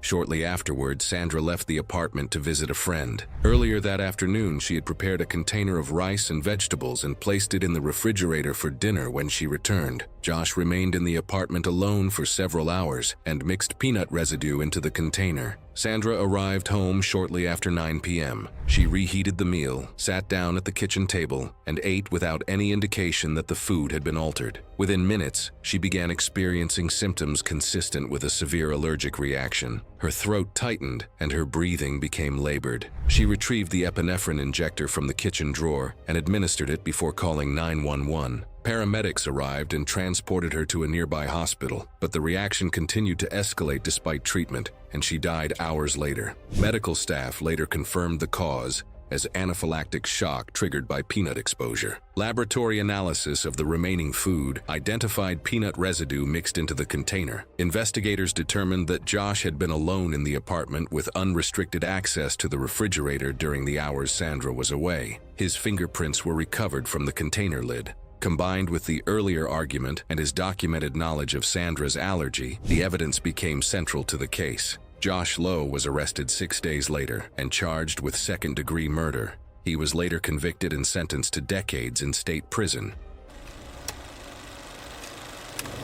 It was May 18, 2016 in Bangkok, where late-morning traffic moved steadily, with buses stopping unevenly, motorcycles weaving between lanes, and passengers gathering along curbside stops, while a nearby loading lane doubled as a public pickup point where routine transport and controlled movement overlapped without drawing attention. Daniel Cortez, 41, was a private tutor living in Bangkok, working with a small circle of middle school students and keeping a quiet, predictable routine. That changed when he was charged in connection with a minor, one of his own students. The case didn't dominate headlines, but it drew enough attention that every court hearing was watched closely by the people involved. And there was always one person there. Marco Villanueva, 44, the girl's father, never missed a hearing. He didn't speak, didn't react, didn't confront anyone. He just sat, watched, and left. People who knew him said his life had narrowed to the same loop: work, court, home, over and over. And that's what makes this different, because it wasn't sudden, it wasn't emotional. It was something that built quietly, over months, with no release and no resolution. And to me, that kind of routine doesn't calm anything down. It just keeps everything building under the surface. On the morning of the incident, Marco arrived early. CCTV later showed him at the roadside loading area by 9:12 a.m., standing near a structural column beside a blind spot where the lane curved out of view. It wasn't a secure area. It didn't need to be. He didn't move much, he just waited. And honestly, waiting like that almost looks normal in public, until you realize he wasn't waiting for anything to happen. He was waiting to make sure it did. And by that point, it wasn't about confrontation anymore. It was about finishing something he had already decided. He stayed there for over 40 minutes, standing in place and occasionally adjusting his shoulder bag without sitting, using his phone or interacting with anyone, blending into a space where waiting wasn't unusual. At the same time, Daniel was prepared for transfer from a nearby courthouse annex, escorted by 3 officers toward a transport van along the roadside lane, with his hands restrained in front. The route followed standard short-distance procedure, relying on speed rather than full isolation, moving through a space that blended controlled movement with public access, under the assumption no immediate threat was present. The transfer was classified as low risk, which allowed movement through a mixed-access area rather than a fully secured route. The escort moved without issue as they exited the building and approached the curbside lane, with surrounding noise from engines, conversations, and passing vehicles masking the shift from secured space to open access. While at approximately 9:58 a.m., they reached the curved section of the lane where visibility narrowed briefly before opening again toward the transport vehicle. As they passed the blind section, Marco stepped out from beside the column about 6 feet away, raised a handgun, and fired once, leaving no time for any meaningful response. He collapsed immediately, with no coordinated movement or attempt to react after impact. One officer reached for his weapon while another moved forward, but Marco did not attempt to flee, instead placing the gun on the ground and raising both hands in a controlled motion. A bystander alerted nearby personnel within seconds, and emergency services were contacted at approximately 9:59 a.m., with responders already positioned within the transport network arriving at the scene within minutes, but there was nothing that could be stabilized or reversed. The autopsy later confirmed a single gunshot wound to the base of the skull, entering from behind at close range, with the bullet disrupting the brainstem, the part of the body responsible for breathing, heart rate, and basic function, leaving no delay and no opportunity for intervention. Daniel Cortez died at the scene. Marco Villanueva was taken into custody without resistance and charged with premeditated murder under Thai law, later receiving a life sentence. Footage from nearby traffic cameras and bystanders spread quickly, drawing attention to the public transport setting where security relied on assumption rather than control. In the months that followed, authorities revised transfer procedures through mixed-access roadside zones, increasing separation and reducing public exposure, closing a gap that had gone unnoticed until May 18, 2016. I think what makes this harder to process is how everything around it still looks routine, like nothing actually changed except one moment that no one could stop. The noise, the movement, even the officers doing their job. It all continues as if the system is still working, and somehow, that's exactly what allowed it to happen. It was July 19, 2017, central Kansas. Flat farmland stretched in every direction, with quiet 2-lane roads and houses scattered miles apart. After dark, a vehicle parked off the road could sit unnoticed for hours. Kyle Stratton was 32 years old. He worked at a grain storage facility and by most accounts lived a quiet, unremarkable life. Not long before his death, he got into a dispute with a neighbor that turned violent. Kyle climbed into his vehicle and deliberately drove it into Leonard and Patricia Caudle as they stood outside their home. Leonard suffered minor injuries. Patricia was pinned against a parked vehicle, and both of her legs were crushed beyond surgical repair. They were amputated below the knee. The investigation moved unusually fast. Before formal charges were even filed, they were reduced, and Kyle walked away with a fine. Leonard believed the outcome had been arranged. Years later, investigators reviewing the case noted the same irregularities, but found no evidence proving why they had happened. It's hard to read that part and not understand why Leonard felt angry. Problem is, anger doesn't always stop where it should. Leonard Caudle was 49. He watched his wife endure surgeries, rehabilitation, and the long process of adapting to life in a wheelchair while Kyle faced almost no consequences. He never threatened Kyle or contacted him. He kept everything to himself. Then one afternoon, Leonard pulled into a gas station and saw Kyle filling up at a pump. They never spoke. Kyle didn't even notice him. Leonard watched him drive away. Less than 2 weeks later, Kyle Stratton was dead. Over those 2 weeks, Leonard quietly mapped Kyle's routine. After late shifts, Kyle always took the same 2-lane road home, stopping at the same rural intersection about 3 miles from work. A quarter-mile away sat an abandoned property with a large metal stock tank still holding water. Leonard checked it more than once before he acted. On the night of July 19th, Leonard waited at the intersection. When Kyle stopped, Leonard approached from the shoulder and struck him once in the back of the head through the open window with a blunt object. The blow incapacitated Kyle but did not kill him. He remained unconscious or severely dazed, allowing Leonard to bind his wrists before moving him into the vehicle. Leonard drove Kyle's vehicle a quarter-mile to the abandoned property, leaving his own vehicle near the intersection to retrieve later. At the stock tank, Leonard held Kyle face down in the water. Restraint marks showed Kyle had been bound before being brought there, and the medical examiner concluded he remained conscious long enough to struggle. Leonard left Kyle's body at the scene, walked back to his own vehicle, and was home before midnight. Revenge rarely ends where people think it will. By that night, Leonard had become part of the same cycle of violence that had destroyed his own family. Kyle's vehicle was found the following morning at the abandoned property by a neighboring farmer checking fence lines. Kyle's body lay beside the stock tank, and investigators immediately ruled the scene a homicide based on the restraint marks and surrounding evidence. Within the first day, detectives uncovered Kyle's earlier dispute with Leonard and Patricia Caudle, making Leonard a person of interest almost immediately. A search of Leonard's vehicle recovered trace DNA matching Kyle in the cargo area.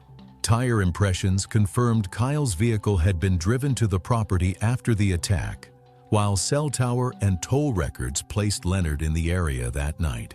Leonard Caudle was arrested 4 days later and never made a statement. The medical examiner ruled Kyle Stratton's death a homicide caused by drowning, with blunt force trauma to the head and ligature marks on both wrists, confirming he had been restrained before being submerged. Patricia Caudle was never implicated, and investigators found no evidence she knew about the murder. Sometimes people lose faith in the justice system. The danger is what happens when they decide to become the judge instead. It was August 7th, 2022, Tulsa, Oklahoma, a residential neighborhood on the east side of the city, a single-family home on a quiet street. Nothing about the morning distinguished it from any other Sunday. Brian Teal was 40. He had spent most of his working life as a long-haul truck driver, covering interstate routes out of Tulsa for a regional freight company. It was steady work, and he was good at it. 2 years earlier, at 38, he had been in a car accident that resulted in the loss of both legs below the knee. He was admitted to a rehabilitation facility for long-term recovery. The injury ended his career immediately and completely. The road back was not short, and it did not lead back to what he had before. Diane Teal was 37. She was his wife at the time of the accident. She visited during the early weeks of his admission, then less frequently, and then not at all. While Brian was still in the facility, Diane set up an online donation campaign in his name. She presented it to their community as a fund to support his medical costs and eventual prosthetic needs. The campaign raised approximately $19,000 from people who knew them, had worked with them, or had simply seen the appeal and responded to it. The money was withdrawn. None of it was documented as having gone toward Brian's care or prosthetics, and no formal investigation or recovery of the funds was recorded. Around the same period, Diane began a relationship with another man named Troy. She moved him into the marital home. When she eventually left, she left the state entirely, taking Troy with her, and stopped all contact with Brian. I want to be fair and consider every angle, but I've seen many cases like this and can't find a different interpretation. She used his injury to raise money, kept it, moved another man into their home, and then left the state. I tried to find a charitable read. There isn't one. Brian learned about the campaign the way he learned about most of what had happened during that period, indirectly and late. A former co-worker from the freight company who had donated reached out to ask how the prosthetics were going. The question landed without context on Brian's end. He had received nothing. The conversation opened up the fuller picture of what Diane had done with the funds. He did not pursue formal legal action against her. He did not make public statements. He continued his recovery through a nonprofit mobility assistance program, eventually received prosthetic legs, and worked through the extended rehabilitation and training that followed, including adapting to drive again. The prospect of returning to long-haul driving was gone. He said little about Diane to the people around him during this time. That silence is the part that should have told everyone something. He located her through her social media profiles. She had been using a modified version of her name, but the profiles were publicly accessible. He identified the residents. Several weeks passed between that point and August 7th with no documented contact between them. I genuinely cannot tell you what those weeks looked like inside his head. But 14 hours is a long time to be alone with a decision and still make it. On the morning of August 7th, Brian drove approximately 14 hours through the night from out of state. Arriving at the residence the following morning, he had made no prior contact. He parked, approached the front door, and knocked. Diane answered. Troy was inside the residence at the time. At the doorway, Brian shot Diane. She sustained fatal injuries on the threshold of the home. Troy was not physically harmed. Brian did not leave the scene. He placed a call to emergency services, provided his location, and identified himself and what had occurred. Law enforcement arrived and took Brian Teal into custody without resistance. Diane Teal was pronounced deceased at the scene. Brian provided a full statement acknowledging responsibility for the shooting and offered no account that contested the facts of what had happened. He had no prior criminal record. He was charged with first-degree murder. At trial, he offered no substantive defense contesting the underlying facts. He was convicted and sentenced to life imprisonment. During sentencing proceedings, the court heard evidence relating to the donation campaign, the withdrawal of funds raised in Brian's name, and the pattern of abandonment that followed his injury. The court noted those circumstances in its proceedings. They did not alter the charge or the outcome. This is what I find so sad. He drove 14 hours, knocked on a door, and threw away the rest of his life. It was October 3, 2016. Donner Summit, California, lay under low gray clouds as rain swept across the Sierra Nevada. The pavement was slick, visibility reduced, and traffic thinned as trucks prepared for the descent toward Reno. Leo Sanchez, 42, had driven freight across Northern California and Nevada for nearly 20 years. He lived in Sparks with his wife and 2 daughters. His logbooks were clean, his inspections consistent. Before dawn, he often idled his tractor briefly in his cul-de-sac while checking straps, air lines, and tire pressure before heading out. His next-door neighbor, Kyle Benton, 35, worked from home. Over the past year, they had clashed repeatedly. Kyle complained about engine noise and fumes. Leo maintained he was operating legally. The dispute escalated when Leo reported Kyle to their homeowners association for blocking the shared driveway during an argument. The association fined Kyle. Friends later said Kyle felt humiliated and blamed Leo for the penalty. On October 3rd, Leo left Sacramento hauling nearly 40,000 pounds of granite slabs secured upright on A-frame racks.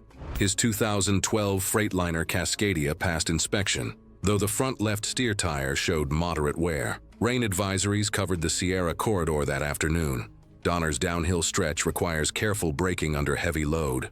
Wet pavement increases stopping distance and reduces traction. Phone location data later placed Kyle driving east toward Interstate 80 that evening. Highway cameras reviewed during the investigation showed his dark pickup within miles of Leo's truck before sunset. Around 6:40 p.m., Leo began the descent as rain intensified and spray trailed behind the trailer. Witnesses said a pickup followed closely, cut in front of the semi, and braked abruptly. Leo downshifted and used controlled braking to maintain stability on the wet grade. The pickup repeated the maneuver, forcing additional braking. Under repeated braking and heavy load, stress built in the worn front left steer tire. At approximately 6:47 p.m., the front left tire failed. Treads separated and debris scattered. The rim struck wet pavement, jerking the steering left. Leo attempted correction, but traction was lost. The trailer jackknifed. The truck crossed lanes, struck the guardrail, and tore through it. The rig plunged nearly 200 feet into a ravine. Granite slabs broke loose and crushed the cab on impact. The drivers called 911 immediately. Highway patrol and fire crews reached the ravine about 35 minutes later. The cab was crushed inward, and Leo was pinned beneath twisted metal and broken stone. He was pronounced dead at the scene. The autopsy ruled instantaneous death from catastrophic blunt force trauma, including a fatal skull fracture, multiple rib fractures that collapsed both lungs, and massive internal bleeding. Toxicology was negative. Investigators later placed Kyle Benton's pickup repeatedly cutting in front of Leo's truck before the crash. Vehicle data showed abrupt braking consistent with aggressive driving. Kyle was charged with vehicular manslaughter and reckless driving, convicted in 2018, and sentenced to 16 years in prison. It was October 18, 2016. In a quiet subdivision in Columbus, Ohio, delivery trucks moved past brick ranch homes as late afternoon light settled over narrow driveways and front porches. By mid-afternoon, a large cardboard box sat unopened on one porch in a neighborhood where packages had repeatedly gone missing. Across the street lived Helen Gable, 52, alone in a single-story house facing that porch. She had spent most of her adult life in warehouse retail, unloading freight and sorting returns. After a recent layoff, she struggled to keep up with utilities and property taxes. Over the previous 2 years, neighbors reported missing deliveries. Doorbell cameras showed Helen carrying parcels into her home. She had twice been cited for misdemeanor theft, paid fines, and remained in the neighborhood. Directly opposite her lived Darren Cole, 44, a machinist at a metal fabrication shop outside the city. He frequently ordered specialty tools online and had filed 3 police reports for stolen packages within the prior year. Surveillance clips attached to those reports showed Helen crossing the street shortly after deliveries arrived.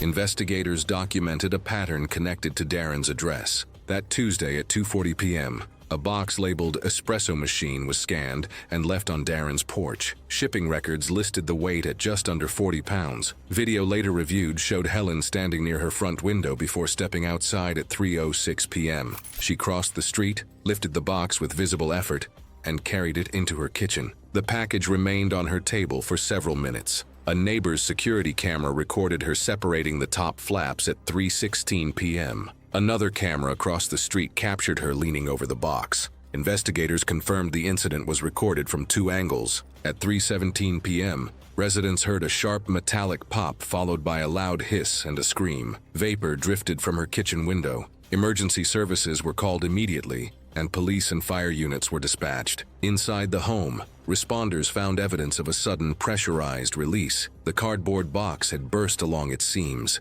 A metal cylinder lay ruptured near the table. Cabinets and walls were coated with a dark liquid that had stripped paint and marked laminate surfaces. Helen was on the floor near the stove. Her clothing across the chest and shoulders was heavily damaged, and exposed skin showed extensive chemical injury. Paramedics arrived in about 6 minutes. The kitchen air remained thick with fumes. Helen had severe burns to her face, neck, and upper torso. Her airway was markedly swollen, and her breathing became increasingly difficult before she lost consciousness during transport to a nearby hospital. She was pronounced dead at 3:46 p.m. Investigators later determined the package contained a pressurized container filled with a corrosive drain cleaning solution. When the box was opened, pressure inside the container released the contents upward at close range, creating both liquid exposure and irritating vapor. Laboratory testing confirmed a concentrated sulfuric-based cleaner. The medical examiner ruled the cause of death to be severe chemical burns with inhalation injury. The manner of death was homicide. 2 days later, detectives searched Darren Cole's home and found online searches related to retaliation for package theft, along with receipts for industrial fittings and a pressurized container consistent with fragments recovered from the scene. He was arrested and charged with aggravated murder and related offenses. In 2018, he was convicted and sentenced to life in prison with parole eligibility after 30 years plus 8 additional years for weapons charges. The case was cited locally as a revenge killing linked to repeated theft. Neighborhood watch programs expanded, and police issued public advisories warning residents against setting retaliatory traps. It was October 14, 2016, in Asheville, North Carolina. The nights had turned cold, and the mountain roads were dark by early evening.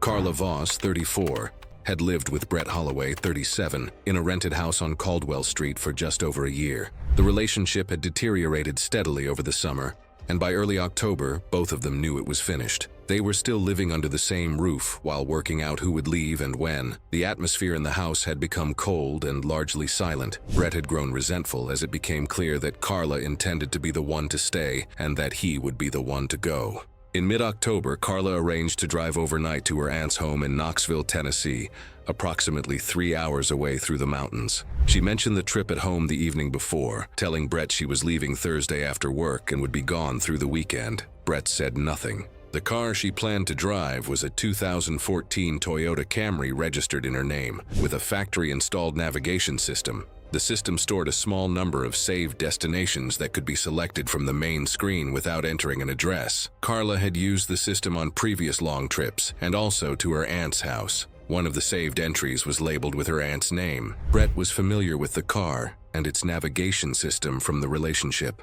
On the afternoon of October 14th, while Carla was at work, he sat in the car in the driveway and accessed the Saved Destinations menu. He deleted the saved entry and replaced it with a new saved location labeled with her aunt's name, directing the route toward an old forestry service road, approximately 40 minutes outside Asheville. The road had been closed to public use in 2011 following erosion damage along several sections. Although it still appeared in older navigation map data, it had not been maintained or inspected for years. That evening, Carla came home, changed, loaded a bag into the car, and left shortly after 8 p.m. Not knowing the mountain roads beyond the general highway route, she selected the saved destination from the navigation menu and followed the prompts. The system directed her south along the interstate before instructing her to exit onto a state road, then onto a series of progressively narrower roads leading into the forest. Because she had never driven through that part of the mountains, the route did not immediately seem wrong. The navigation continued to provide turn-by-turn instructions. She followed them. Approximately 45 minutes into the drive, the system directed her onto the old service road. Any old closure markers were difficult to see in the dark. She continued along the road as the pavement narrowed and the tree line closed in on both sides. Several hundred yards in, the road reached a section that had washed out in a landslide years earlier, leaving a steep drop into a ravine. By the time the washed-out section became visible in the headlights, there was not enough distance to stop. The vehicle went over the edge and into the ravine below. Carla's aunt reported her missing the following morning when she did not arrive and calls went to voicemail. Authorities located the crash site later that day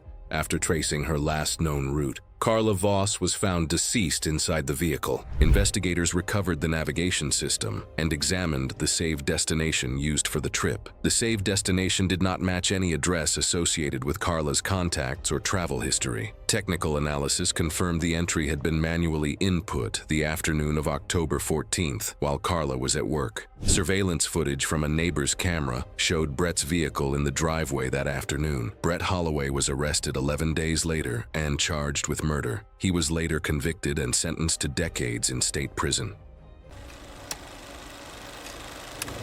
It was March 12, 2016. The industrial bakery in Cebu City ran its overnight shift as usual, with flour dust in the air, ovens cycling steadily, and workers moving in routine. Nothing stood out or suggested anything had changed. Quiet but dependable. That was Arvin Salcido, 29, a packaging line worker who had been with the bakery for 3 years. He lived in Mandaue, taking 2 jeepneys before dawn to reach the facility, sending most of his pay back to his mother in Bohol. He kept to himself, avoided complaints, and worked steadily through each shift. Like most workers on the line, he ate from the cooling racks during downtime. It saved money, and no one questioned it. And if we're being honest, if you're standing around fresh bread all night, you're probably doing the same thing. Supervisors described him as reliable and detail-oriented. In 2015, he attended safety meetings and once suggested adding biometric locks to the ingredient storage rooms, an idea that was noted but not implemented. Months earlier, he had reported seeing Joel Mirasol, 30, taking product out through a side exit. The complaint went through management, and Arvin signed as a witness. Joel was suspended, but his access card remained active. According to CCTV reviewed later, Joel entered the facility at 2:14 a.m. on March 12th during a shift overlap, when movement at the loading bay pulled attention away from internal areas. Days earlier, his suspension had been discussed openly on the floor, with supervisors questioning him in front of other workers and limiting his access. Co-workers later said the incident spread quickly, and Joel became the subject of quiet conversations and avoidance on the line. Security later stated that familiar workers were often waved through during these periods without strict badge checks. He went directly to the ingredient storage room and stayed inside for 4 minutes.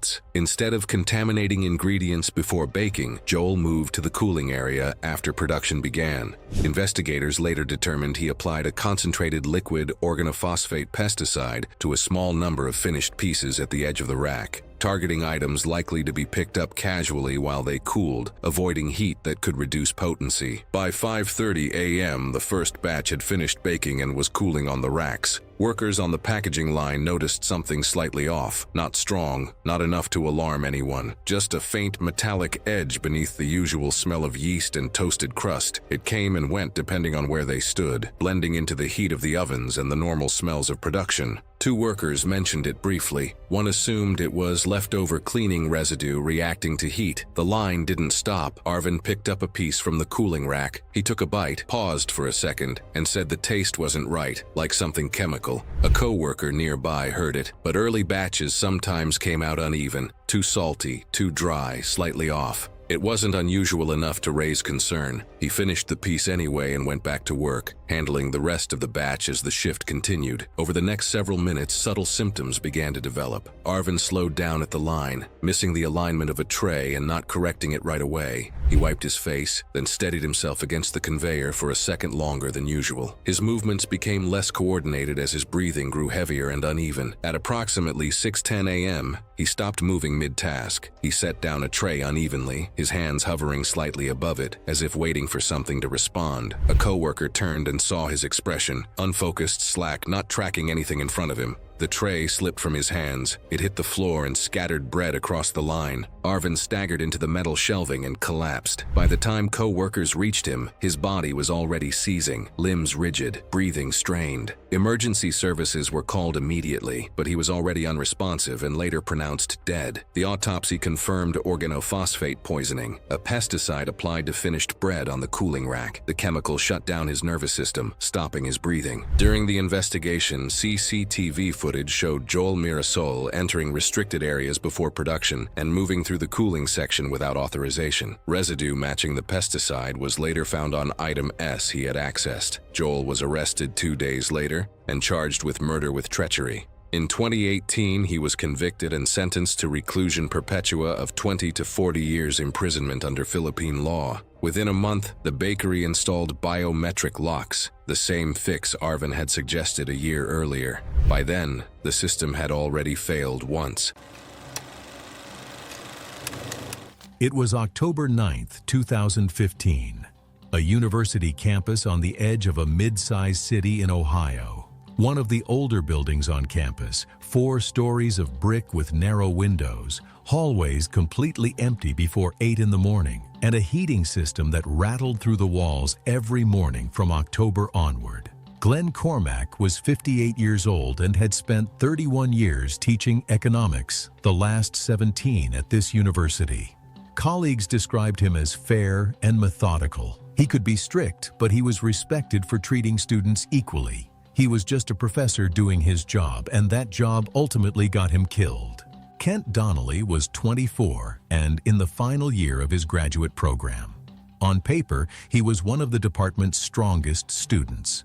In reality, he had been cheating since his second year of college by fabricating research, buying papers, and manipulating citations. He had simply gotten good enough that nobody caught on. Glenn wasn't even looking for misconduct. While reviewing Kent's thesis, one citation didn't look right. He spent the next 3 weeks checking Kent's work and uncovered a pattern of academic fraud stretching back years.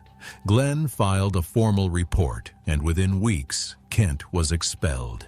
He never completed his graduate degree, and the academic misconduct became part of his disciplinary record, making it far more difficult to continue his studies elsewhere. The expulsion didn't take away something Kent had earned. It exposed something he never really earned to begin with. Kent never saw it that way. He blamed Glenn. He told a former classmate the professor had ruined his life, then returned to campus twice after his expulsion. The second time, he was seen near Glenn's office. Nobody thought much of it. Through an online contact, Kent obtained a toxic substance that could be mixed into food or drink without raising immediate suspicion. Glenn brewed coffee in his office every morning before anyone else arrived. On the evening of October 5th, Kent entered the building using a student key card that had not yet been deactivated, contaminated Glenn's coffee supply, and left. Unaware anything had changed, Glenn brewed coffee from that container on October 6th, 7th, and 8th.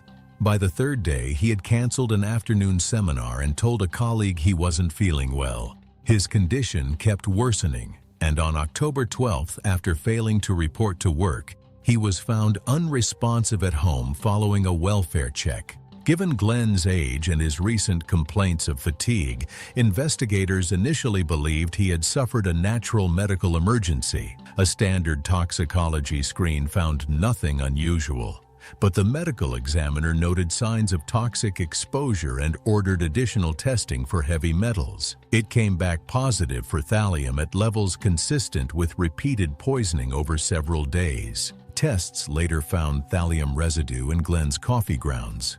Building access logs showed Kent's keycard had been used to enter the building on the evening of October 5th, nearly 2 weeks after his expulsion. 3 days after Glenn's death, someone also tried to break into the Academic Integrity Office, where Kent's misconduct records were kept. Surveillance footage captured a person matching Kent's build leaving the area, and a shoe print inside matched the brand he regularly wore. A search of Kent's apartment uncovered research on thallium poisoning, a burner phone containing messages with the supplier, and the remaining compound stored in a rented unit under a false name.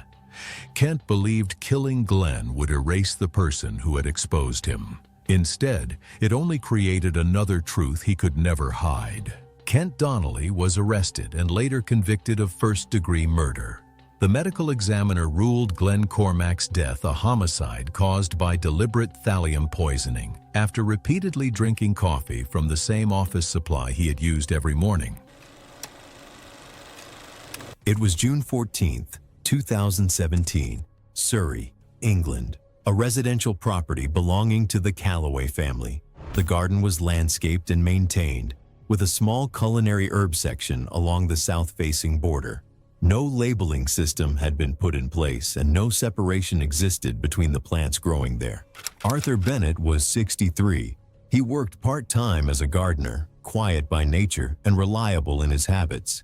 He had not always lived that way. Some years before, his wife and daughter were killed in a road traffic collision. They had been traveling together to collect his daughter's wedding gown ahead of her upcoming marriage. The driver was Joshua Calloway, 29.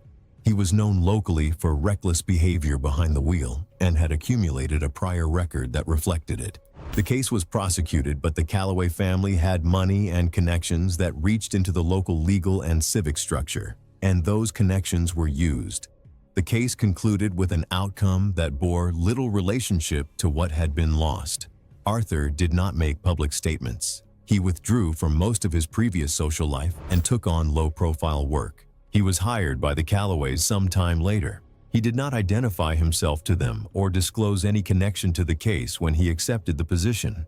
The family had not appeared in court during the proceedings in any meaningful capacity. They had managed the situation from a distance. Through representatives and relationships, Arthur's name would have meant nothing to them. He arrived at the property, kept his head down, and worked. He remained in the role for just over 2 years and became an unremarkable presence on the grounds. He raised no grievances. He drew no attention. At the homeowner's request, he established a small herb bed along the south border, incorporating parsley, coriander, and several other common culinary plants. The family took to using the herb bed regularly. They harvested from it for their own cooking, incorporating it into their household routine with some frequency. It was during this period, after the family had established a clear and consistent pattern of harvesting directly from the garden, that a plant later identified as poison hemlock became established within the bed. It didn't stand out. It blended in closely enough with the other herbs to be missed, especially by someone harvesting quickly. It wasn't labeled, it wasn't separated, and Arthur Bennett left it that way before he walked away from the job. Arthur Bennett left the position in the months before June 2017. He cited worsening pain in his knees as the reason for stepping back from the work. He was not present at the property on the date of the incident. By June 2017, the herb bed was in full seasonal growth. The household had developed a routine of harvesting directly from the garden as needed for cooking. On the morning of June 14th, Joshua's mother went out to the herb bed and cut a handful of leaves from the parsley section to use in a lunch she was preparing. There was no immediately obvious difference to someone harvesting quickly, especially with the plants growing closely together. The material was incorporated into the meal during normal preparation in a quantity sufficient to cause toxicity. Nothing about the dish appeared unusual before it was served and eaten. Joshua Calloway was home that day and ate the meal. Symptoms developed within approximately an hour, consistent with reported onset ranges for coneine exposure. What began as numbness around the mouth moved into the limbs. Breathing became labored. The body's ability to regulate its own muscular response broke down progressively and without reversal. Emergency services were contacted. Joshua Calloway was unresponsive by the time paramedics arrived. He was pronounced dead at the scene. Death resulted from respiratory failure caused by coneine toxicity. Examination of the herb bed confirmed the presence of Conium maculatum growing intermixed with culinary herbs in the parsley section. Investigators reviewed the full history of the garden's maintenance and identified Arthur Bennett as the person responsible for its establishment and ongoing care. His background was examined. The case was classified as a fatal toxic plant ingestion resulting from misidentified herb use in a domestic garden. No criminal charges were filed. I've sat with Arthur Bennett case longer than the others. I won't say what I think he did, but the hemlock was in the parsley, and he knew they would harvest it. It was June 14th, 2018. The sea off Barangay San Isidro in Batangas was calm at sunrise, the horizon flat and pale. Small motorized fishing boats drifted beyond the reef line, engines idling as fishermen prepared their nets. The morning air carried the smell of diesel and salt. Ramon Villarta, 48, had fished those waters since he was a teenager. He sold his catch directly at the public market, often pricing his fish lower than others to ensure quick sales. His neighbor, Ernesto Toto Ladera, 51, ran a similar operation.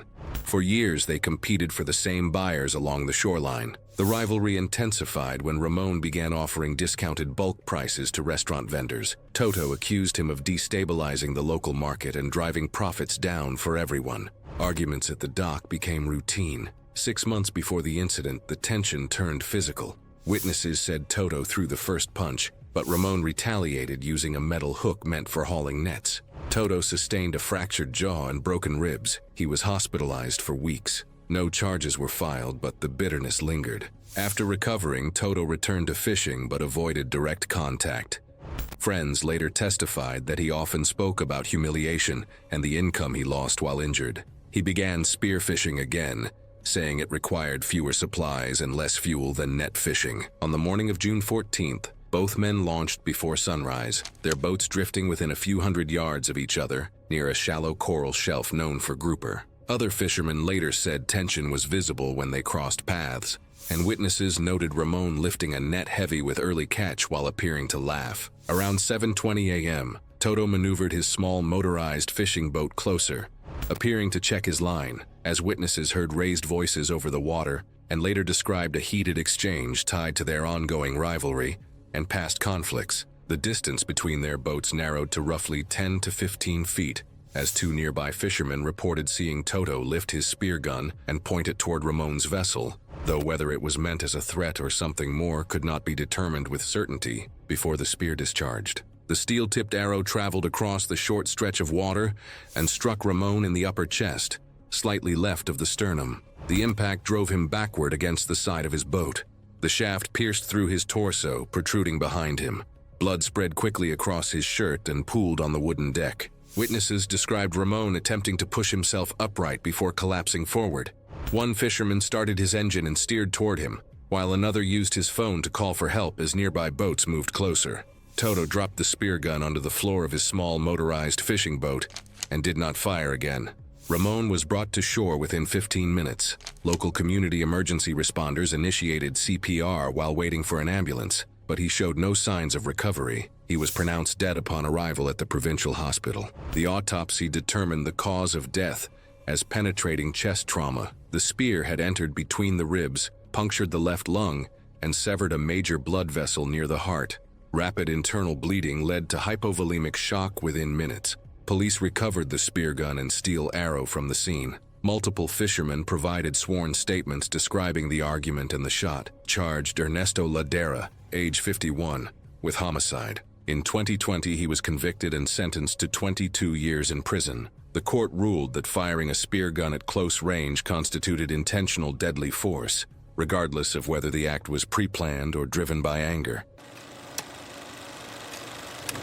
It was November 22nd, 2013, in New Haven, Connecticut. Cold rain coated the stone walkways outside a private university as donors arrived at a downtown hotel ballroom for an annual scholarship gala. Inside, technicians tested lighting cues, while staff arranged place settings beneath dim chandeliers. Security cameras covered the entrances and the raised stage, where a podium stood between two projection screens. Professor Malcolm Thorne, 58, had taught political science at the university for nearly 3 decades. He sat on admissions panels and influenced grant decisions that shaped academic careers. Some colleagues viewed him as a respected academic voice, while others questioned how much authority he held over students' futures. Over the previous year, several internal complaints accused him of misconduct toward graduate students. None resulted in criminal charges, and the university placed him under administrative review while allowing him to continue public appearances, including the gala. Among the attendees were 3 former students who had supported the complaints: David Bloom, 28, Paul Beckham, 27, and Dwayne Thomas, 29. Event staff later confirmed that earlier in the afternoon, Bloom and Beckham joined a routine walkthrough near the lighting control area. Maintenance logs noted a brief voltage fluctuation during testing, but technicians reset the system without reporting any further issue. Investigators would later determine that an emergency relay connected to the backup lighting had been manually disconnected during that period. By 8:40 p.m., dessert was cleared, and guests shifted their attention toward the stage. Cameras recorded Thorne approaching the podium as technicians dimmed the chandeliers. At 8:52 p.m., the ballroom lights went out. Later review confirmed the outage lasted 87 seconds, and the disabled relay prevented emergency lighting from activating. In the darkness, chairs scraped and guests began to stand, unsure whether the outage was part of the program or a technical fault. When the lights returned, Thorne lay beside the podium with his shirt soaked in blood across the chest and abdomen. A table near the stage was overturned as guests moved toward the exits in confusion. Investigators later determined that during the blackout, 3 individuals had converged near the podium before stepping back into the surrounding crowd and moving toward the exits. Emergency services were called immediately, and police and paramedics arrived within minutes. Paramedics found Thorne unresponsive with multiple stab wounds to the torso and upper legs. There were no defensive injuries on his hands. CPR was initiated as he was transported to a nearby hospital, where he was pronounced dead shortly after arrival despite emergency surgery. The medical examiner documented more than 20 sharp force injuries, several penetrating the abdomen and causing severe internal bleeding. One wound involved the femoral artery, contributing to rapid blood loss. The cause of death was ruled hypovolemic shock due to multiple stab wounds, and the manner of death was homicide. Investigators reviewed hotel security footage alongside a university recording of the speech area. The videos showed 3 figures moving toward the podium during the 87-second blackout before retreating into the crowd as the lights returned. Phone location data placed Bloom, Beckham, and Thomas within a few feet of Thorne at the time of the attack. Trace blood consistent with the victim was later identified on clothing recovered from Bloom and Beckham. Bloom and Beckham were convicted of first-degree murder and conspiracy, and each received 45-year prison sentences. Thomas was convicted of conspiracy and received a 20-year sentence. Following the investigation, the university revised event security procedures and lighting system access protocols, and the case closed after sentencing. It was September 3, 2015 in Naperville, Illinois. The neighborhood was the kind of quiet street where most residents had lived for years and kept largely to themselves. Carol Simmons, 57, had lived alone since her daughter moved to Minneapolis earlier that spring. She had been diagnosed with epilepsy in her mid-40s and managed the condition with medication, but the seizures were unpredictable and could not always be controlled. Before leaving, her daughter arranged for Carol to receive a trained seizure alert service dog through a certified assistance animal organization. The dog had been matched to Carol based on her specific seizure pattern and had lived with her for several months by the time the trouble with the neighbor began. The dog stayed close to Carol throughout the day. It had been trained to detect subtle physiological changes that often preceded one of her seizures and alert her by pressing against her leg and refusing to move. The warning usually gave Carol several minutes to take emergency medication and move away from hard floors or sharp furniture. On 2 occasions since the dog arrived, the alert had given her enough time to reach a safe position before a seizure occurred. The neighbor, who lived 2 houses down, began complaining in late July. He said the dog sometimes barked in the backyard at night when sounds came from the alley behind the houses. Carol explained that the dog was a medically trained seizure alert service animal and that the alerts could prevent serious injury. A second conversation in August ended badly. Days later, Carol filed a formal noise complaint after the neighbor began playing loud music late at night. The complaint resulted in a municipal fine, and the neighbor blamed Carol for it. On the evening of September 2nd, Carol was inside her home while the dog was in the fenced backyard. At some point, the neighbor approached the fence line from his side of the property and threw several pieces of food into the yard. The dog consumed them. Within an hour, the animal became lethargic and began vomiting. Carol drove him to an emergency veterinary clinic. Despite treatment through the night, the dog died before morning. The veterinarian collected tissue and stomach content samples for toxicology testing. Laboratory analysis later confirmed the presence of a toxic substance. Carol returned home without him. Her daughter offered to come visit, but Carol said it was not necessary. In the weeks that followed, Carol did not experience another seizure, and her medication appeared to be keeping the condition temporarily stable. She contacted the assistance animal organization about obtaining another dog, but was told that matching and training a new seizure alert service animal could take 6 months or longer. Carol believed she could manage in the meantime with medication and caution. 3 weeks later, on the morning of September 24th, Carol experienced a seizure while alone in her living room. Without the dog, there was no alert and no warning. She collapsed and struck her head on the edge of the coffee table as she fell, suffering a severe head injury. That evening, her daughter called repeatedly and received no answer. Concerned, she contacted the police and explained that her mother had epilepsy, lived alone, and had recently lost her seizure alert dog. Officers conducted a welfare check and entered the home. They found Carol unresponsive in the living room. She was pronounced dead at the scene. The medical examiner later determined the cause of death to be fatal head trauma sustained during an unsupervised seizure. Following Carol's death, investigators revisited the earlier poisoning of the service dog. Detectives documented the prior dispute between Carol and her neighbor over the noise complaint that had resulted in a fine. Veterinary toxicology results confirmed the dog had ingested poisoned food. Further investigation determined that the neighbor had thrown the food into Carol's yard on the night of September 2nd. He was arrested in October 2015. Prosecutors filed charges including criminal damage to a service animal and involuntary manslaughter. Court records later showed he was convicted and sentenced to several years in state prison. It was Monday, November 20th, 2017 in Kuala Lumpur. The university library had settled into its usual rhythm, with a few students moving quietly through the archive room. The space was narrow and tightly organized, lined with heavy steel shelves filled with old records. Nothing about it suggested risk. Ethan Cruz was 20. A second-year civil engineering student who kept things simple and controlled. He wasn't loud or competitive, but he was consistent, the type who planned ahead, double-checked his work, and avoided shortcuts even when no one was watching. That same habit is what pulled him into something he probably didn't expect. A few months earlier, Ethan noticed patterns in exam answers that didn't make sense, details repeating too cleanly across different students. Instead of ignoring it, he documented everything: screenshots, timestamps, names. What he uncovered pointed to a private group chat run by student officers, where answers were being shared before exams. Once he submitted the report, it didn't stay quiet. The investigation quickly focused on Mark Velasco, 22, a third-year student officer with a full academic scholarship tied to his performance. If the case went through, he stood to lose everything: his position, his funding, and likely his place at the university. Around them, things shifted. Conversations grew shorter, and groups became more guarded. Mark never confronted Ethan directly. 4 days before the incident, on November 16th,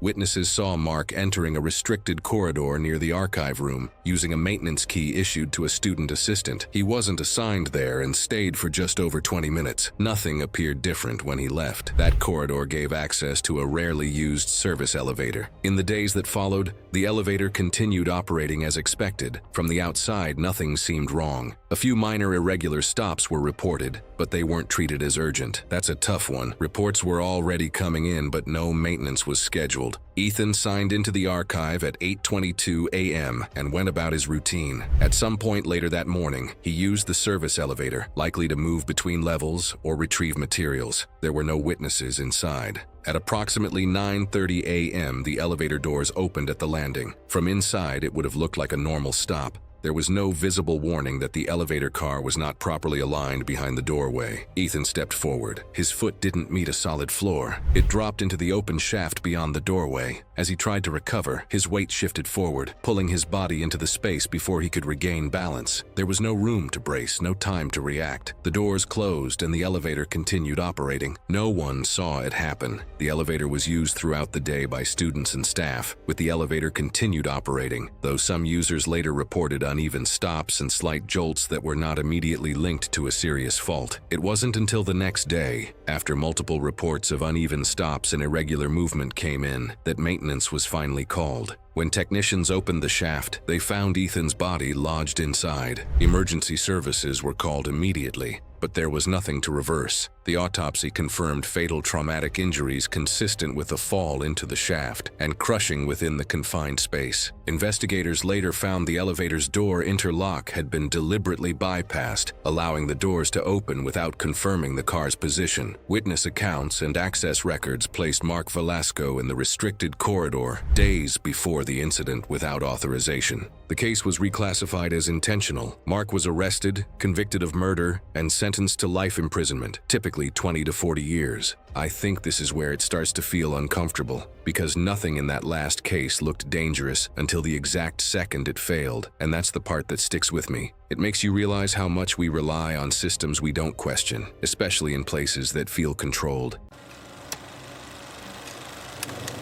It was June 14, 2016. A highway service road on the eastern edge of a mid-sized city in Tennessee. Auto shops, storage facilities, and long gravel shoulders stretched for miles. A tow truck parked there was such a common sight that nobody looked twice.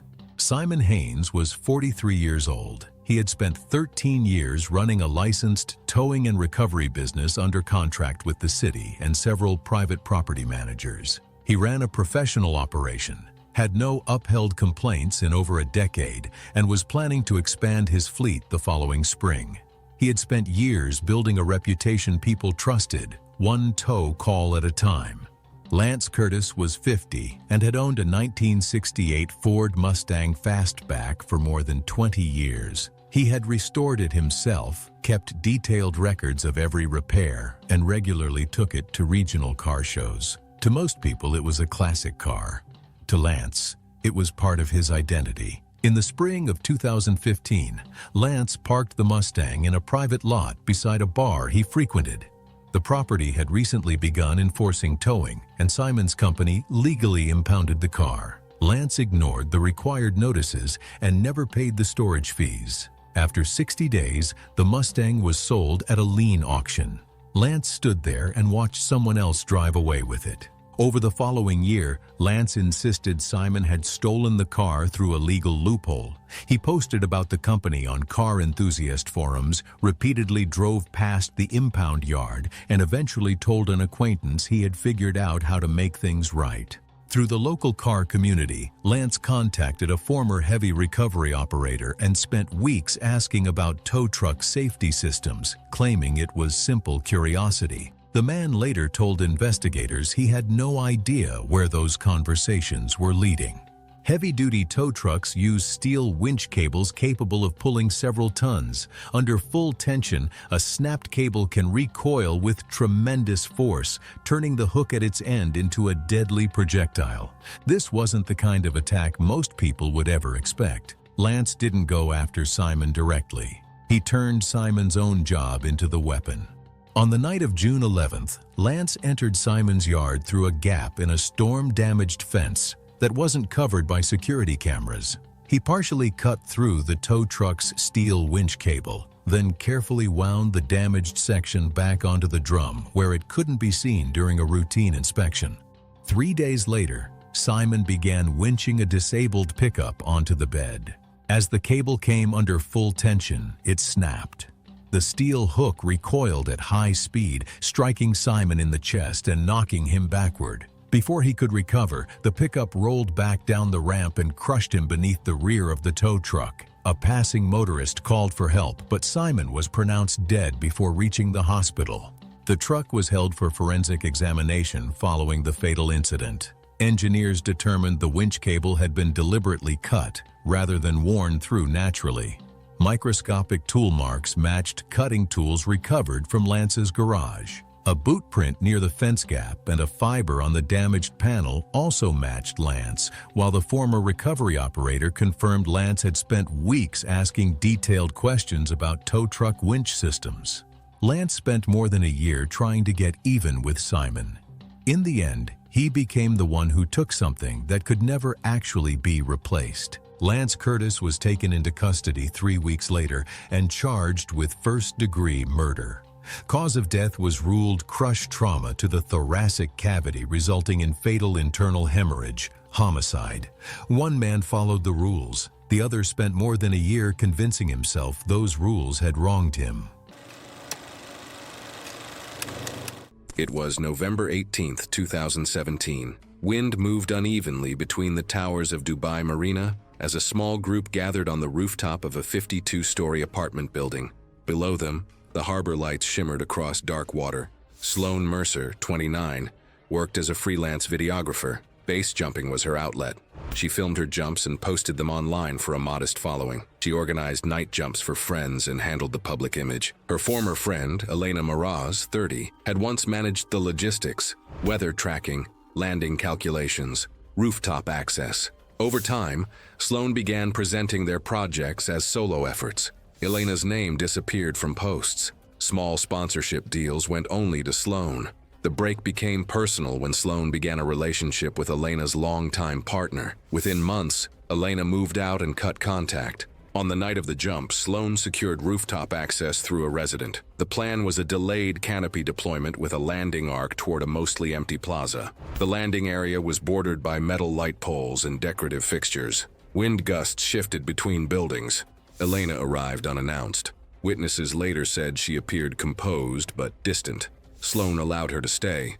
One member of the group suggested postponing due to crosswinds. Sloan declined. She checked her harness and stepped toward the edge. Elena approached as Sloan positioned herself. According to court testimony, a brief argument followed. When Sloan turned to focus on her exit, Elena shoved her between the shoulders. The push disrupted her stance. Instead of a controlled launch, Sloan stumbled forward off balance. Her body left the rooftop misaligned. Witnesses reported hearing her shout as she fell. During descent, she rotated unpredictably. An unstable exit reduces body control and delays proper positioning. At deployment altitude, she pulled. The canopy opened but inflated unevenly because of her off-axis body position and shifting wind. Instead of stabilizing above her, the canopy surged laterally. She drifted faster than planned toward the edge of the plaza. Witnesses on the plaza later said she appeared to pull at the toggles in an attempt to correct her path. The canopy responded slowly in the crosswind. She struck a metal lighting mast approximately 30 feet above ground. The impact collapsed the canopy and tore several suspension lines. With no lift remaining, she fell the remaining distance. Pedestrians called emergency services immediately. Paramedics arrived within 6 minutes. Sloan was unresponsive with severe head and chest trauma. She was pronounced dead at the scene. The autopsy determined the cause of death was massive blunt force trauma. Injuries included a skull fracture, spinal fractures, ruptured internal organs, and extensive internal bleeding consistent with high-velocity impact following canopy destabilization.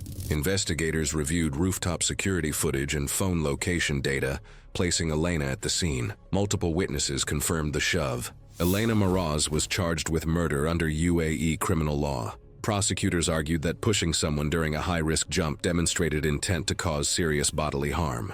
In 2019, she was convicted and sentenced to 25 years in prison. The case was recorded in court documents as a fatal fall precipitated by intentional interference during a recreational base jump. The building later restricted rooftop access and increased security. The case was recorded as a fatal fall following intentional interference during a rooftop base jump. It was August 18, 2019. On Detroit's east side, a cleared block of former storefronts sat behind temporary fencing, graded flat for new construction. An automated concrete printer moved along steel rails, laying thick gray lines across a slab where structural walls were planned. The project was led by Travis Knox, 39, a local developer known for buying distressed properties and converting them into compact apartment units. He worked under tight budgets and strict timelines. The block once included a locksmith shop run by Arthur Mendez, 71. 6 months earlier, Knox's company acquired the property through foreclosure, and Mendez lost the shop he had operated for decades. The dispute led to civil filings and tense exchanges at public meetings. That afternoon, Knox scheduled a walkthrough for investors. The printer had already begun forming the first structural columns. A supervisor noted minor sensor issues caused by dust and suggested pausing operations, but Knox chose to keep the system running to demonstrate progress. Access logs later showed the control software had been entered the previous evening using credentials assigned to Arthur Mendez, who had been granted temporary access weeks earlier to remove fixtures from his former shop. Investigators found several proximity sensors had been disabled, and the emergency stop delay extended by several seconds. Because the changes were made through authorized credentials, the system did not flag them. At 3:42 p.m., Knox stepped inside the marked boundary to demonstrate how closely the printer could operate near a corner. 2 investors stood near the fence, and a laborer remained by the mixing truck. A phone mounted on the fence recorded the walkthrough, and a fixed camera captured the active zone from above. The nozzle moved at waist height, laying a band of wet mix. As Knox stood near the inside angle of a forming wall, the printer arm pivoted and advanced. Under normal settings, the proximity system would have paused the motion. It did not. Knox stepped backward, but earlier layers, nearly 18 inches high, confined him in the corner. The nozzle advanced into his space, pinning him against the partially formed wall. The pump continued feeding concrete at a steady rate. Wet concrete accumulated around his boots as the printer continued laying layers. As additional passes were completed, the material built upward, gradually trapping his lower body. A subsequent programmed pass deposited material across his midsection, further restricting movement. Workers pressed the emergency stop at 3:44 p.m., but the printer continued briefly before shutting down. By then, the concrete had reached his chest, restricting movement and breathing. Emergency services were called immediately. Fire crews arrived within minutes and began removing sections that were still soft, but the lower portion had already begun to harden. Using cutting tools and shovels, crews freed him from the partially formed column. Paramedics assessed him and found no pulse. The medical examiner determined the cause of death was traumatic asphyxia caused by compressive force. The weight and pressure of the concrete prevented his lungs from expanding, leading to suffocation. The report also documented rib fractures and crushing injuries to the lower torso. The manner of death was ruled homicide, after forensic engineers confirmed the safety systems had been intentionally altered. Arthur Mendez was later convicted of second-degree murder and sentenced to 35 years in prison, with parole eligibility after 25 years. Construction stopped immediately, and the partially formed structure was removed and preserved as evidence before the site was cleared.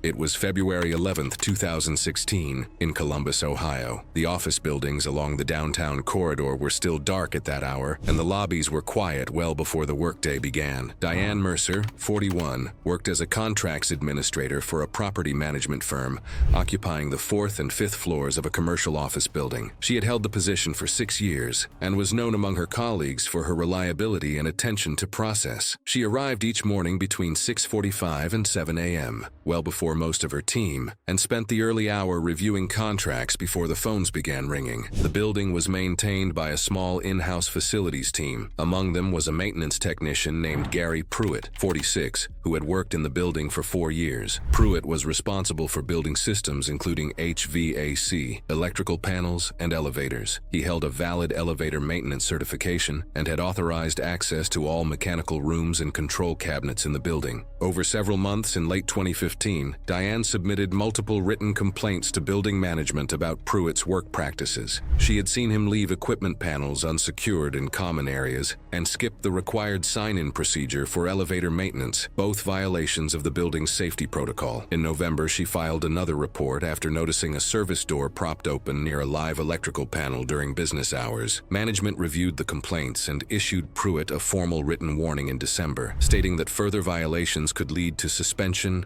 or termination. Pruitt blamed Diane directly. Her name appeared on the reports, and he knew she was responsible for the escalation. He also knew her routine, the early arrivals, the same elevator each morning, and the nearly empty lobby before 7. On the evening of February 10th, Pruitt stayed in the building during scheduled after-hours maintenance. The elevator control cabinet was locked behind a service door in the lobby and could only be opened by certified technicians. Modern elevators have safety systems that stop the doors from opening unless the elevator car is at that floor. Pruitt had the access and knowledge to interfere with the system. Using a service key, he opened the controller cabinet and manually overrode the elevator's door interlock circuit before moving the elevator car several floors above the lobby. He then closed the cabinet and left the building at the end of his shift. Pressing the call button at the lobby level would now cause the doors to slide open, even though the elevator car was not present. Nothing about them would look wrong to someone waiting in the corridor. Diane arrived the following morning at 6:52 a.m. The lobby was quiet. She pressed the elevator call button as she did every morning. The doors slid open. She stepped forward and fell into the shaft. A security guard reviewing the footage noticed the abnormal door event and went to check the lobby, where he found the elevator doors open with the shaft exposed. He contacted emergency services immediately. Fire department rescue personnel and paramedics responded to the scene and recovered Diane Mercer from the base of the shaft. She was pronounced dead at the scene. Investigators secured the elevator controller cabinet and reviewed the building's access logs, which confirmed Pruitt had been the only certified technician to open the cabinet the previous evening. A forensic elevator inspector examined the safety interlock system and confirmed that multiple independent safety mechanisms had been deliberately bypassed, a finding inconsistent with any known mechanical failure or routine maintenance procedure. Gary Pruitt was arrested 3 days later and charged with murder under Ohio law. He was later convicted and sentenced to decades in state prison.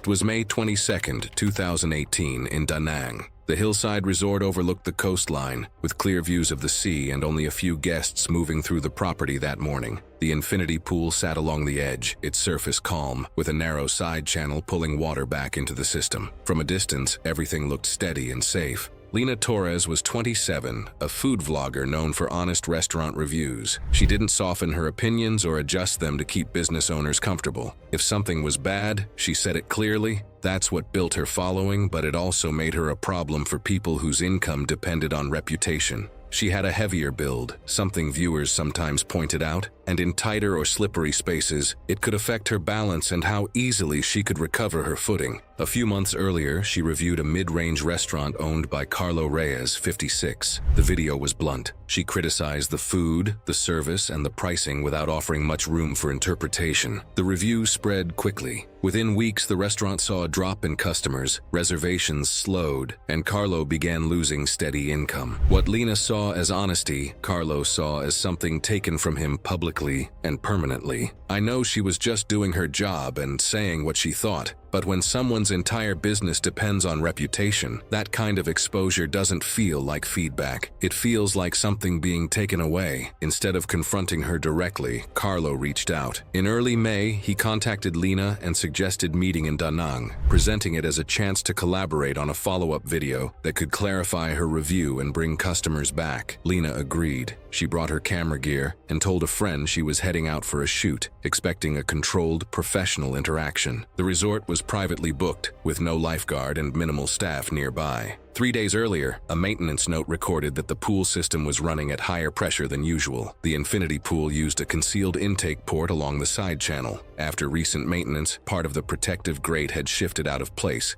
leaving a section of the intake more exposed than intended. A secondary intake line had also been temporarily blocked, concentrating more suction through that single point. No repair was scheduled. By the morning of May 22nd, Lena set up her camera near the pool, recording casual footage. Carlo stayed relaxed in frame. Staff later said nothing seemed unusual. At one point, Lena stepped closer to the side channel to adjust her angle. The edge was narrow and wet. She hesitated briefly, then continued. At 10:17 a.m., the camera captured Carlo stepping close behind Lena as she adjusted her position along the narrow, wet edge. His hand moved toward her shoulder at the same moment she lost balance, and the contact aligned with her fall. She dropped into the side channel, her upper body landing over the intake. The suction pinned her against the exposed intake, strong enough that she could not pull free on her own. Each attempt to move broke her leverage, keeping the seal in place and preventing her from pushing herself away. From above, it didn't immediately register as an emergency. Her body was partially submerged along the channel, and from a distance it looked like she was leaning into the water. Carlo stayed on the deck and did not enter. Around 10:22 a.m., a child pointed toward her, but the parent assumed she was fine. At 10:24 a.m., a housekeeper noticed something was wrong and called for help. Staff attempted to pull her free, but the suction held. The pump controls were in a locked room, and the system wasn't shut off until 10:31 a.m. By then, she was unresponsive. Emergency services arrived at 10:49 a.m., and Lena was pronounced dead at 11:38 a.m. The autopsy confirmed drowning.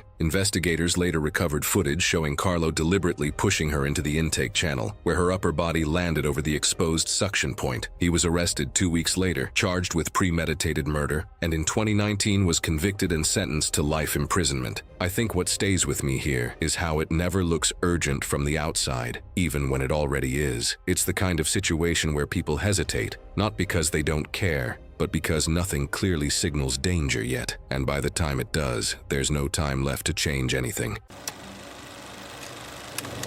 It was August 17, 2014.